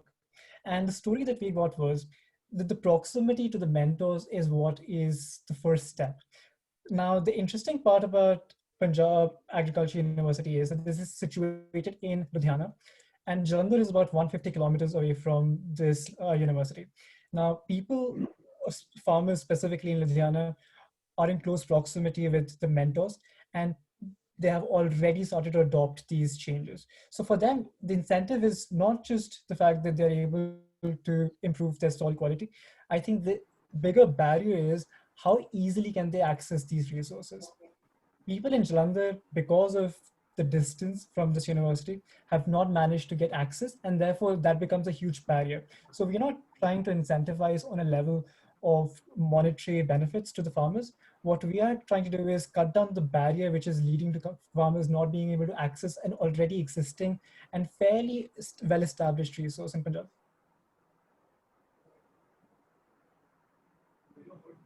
Thank you. Mala?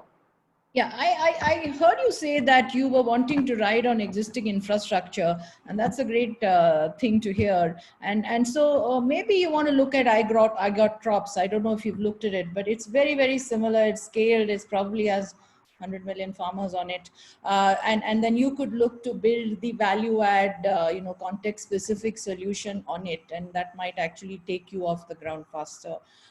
So I think the approach of using and leveraging existing infrastructure, especially in an ecosystem-based solution like this, would be very important. So would recommend that you have a look at something like that, which is already available. Thank you. Thank you so much. That I'm sure that helps a lot. Kamal? Yeah, mine is more of a political question, given that farmers in Punjab and Haryana, as you might be aware, are protesting against the 3 laws or the norms that the government of India has changed. What do you think is the correlation between those laws and what you're proposing, and is that an opportunity, challenge, or a threat?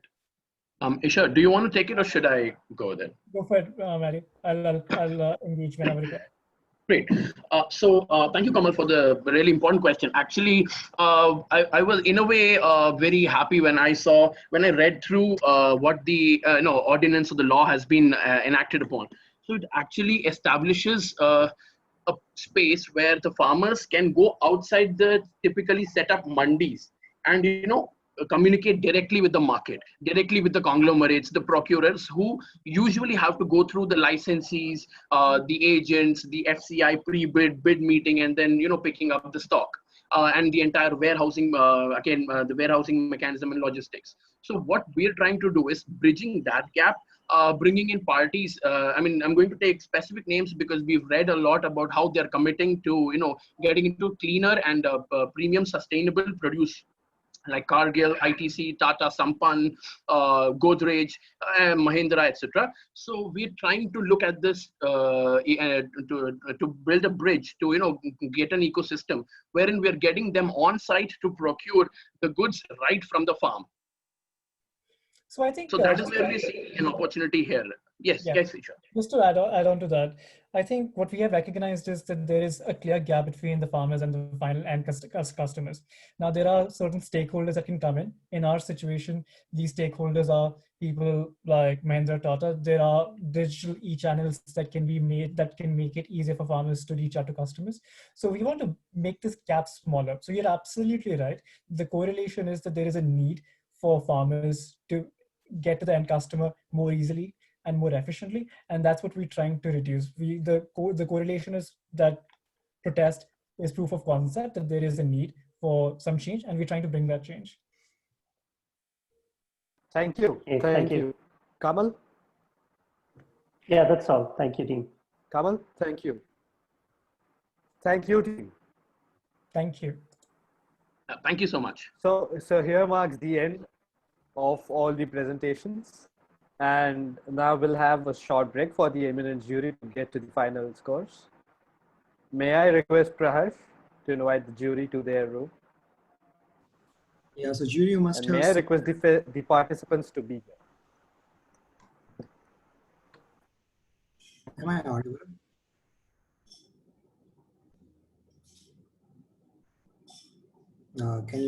Can someone just let me know, like, am I audible or? Yes, you are. You're audible. We can hear you. Cool. I don't see anyone on the screen, so I just thought like I am the only one available right now.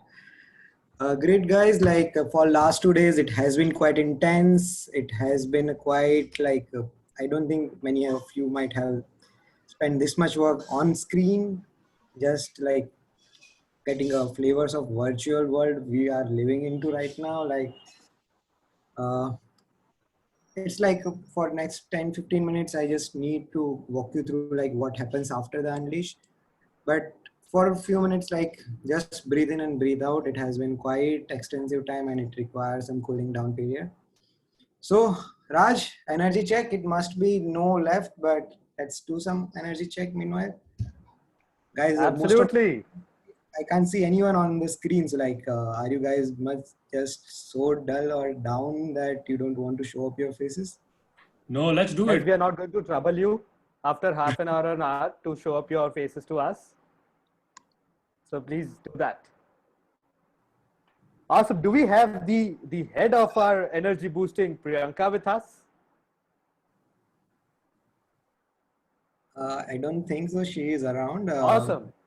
So let's just do the energy check. Motivation check. Yes. Yes. Right. Yes.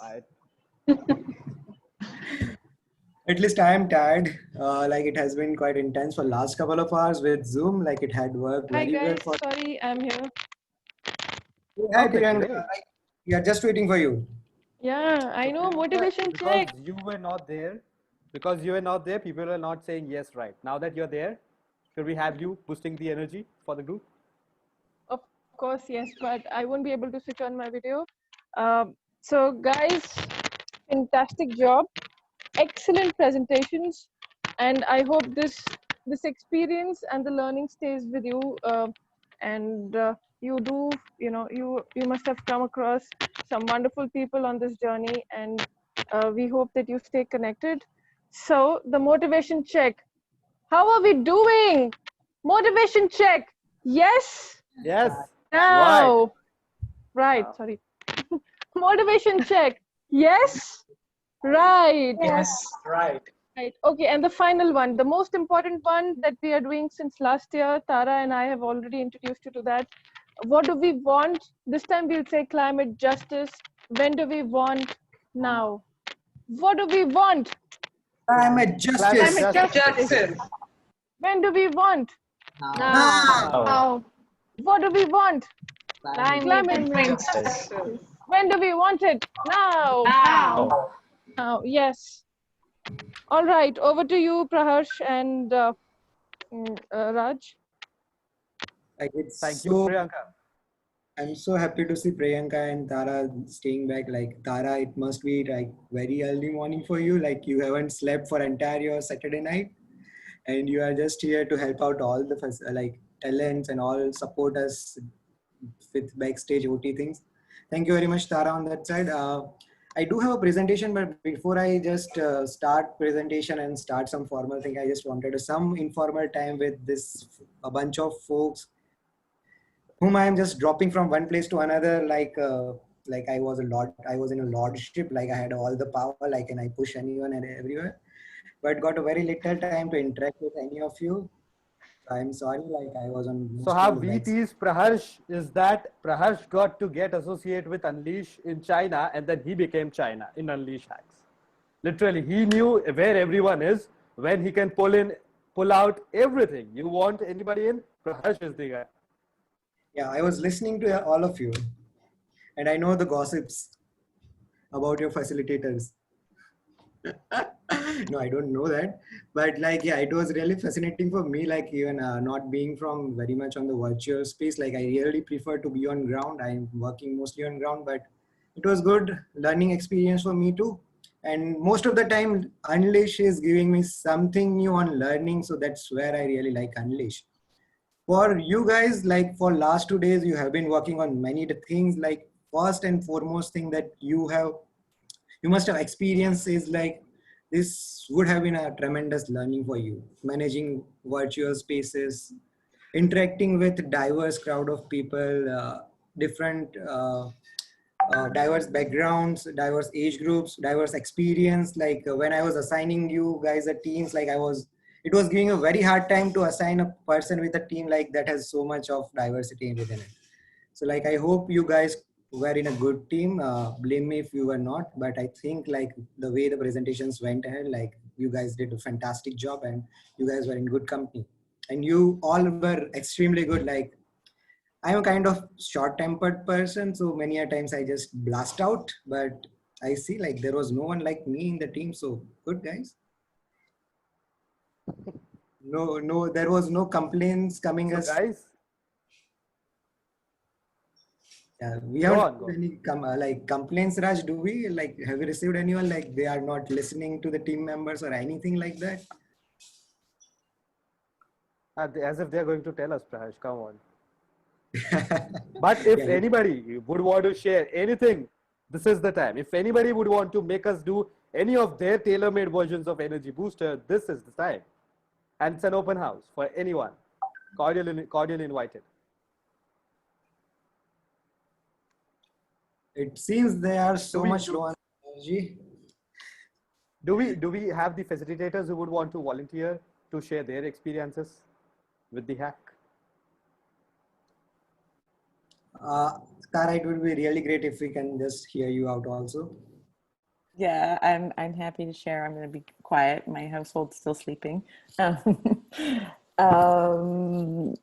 I think it was really interesting. I think having been in China and seen the process in person and then to come into a virtual world was really fascinating. I actually think in some ways it's amazing that we can do this. I can do this from across the world and not have to fly. So I think it makes Unleash much more accessible to so many more people, which I'm so thrilled to see. I think, yes, we've been in front of a Zoom screen for a lot. I think there's things that are hard to connect with, but then I was also amazed to see the teams that I was working with, the communication, and even trying to include people who were having troubles being able to talk. And so everybody really working around the technological challenges. And again, I just feel like, I said this at the beginning, the idea that the partnerships for the goals to me is so important, and to see that showing up here in a virtual space where we're all trying to, struggle with Wi-Fi connection. And it looks like Nile is in a car going somewhere, everyone's on the move and making it work. And so just really exciting. And I really am humbled to have learned from all of the talents and the expertise you have was really inspirational, and to see the caring that you're bringing to this work. Just great job. I'm super excited, and the presentations were amazing. I went to bed and wasn't sure what I would expect with the presentations, and there was such good stuff in there. So thank you.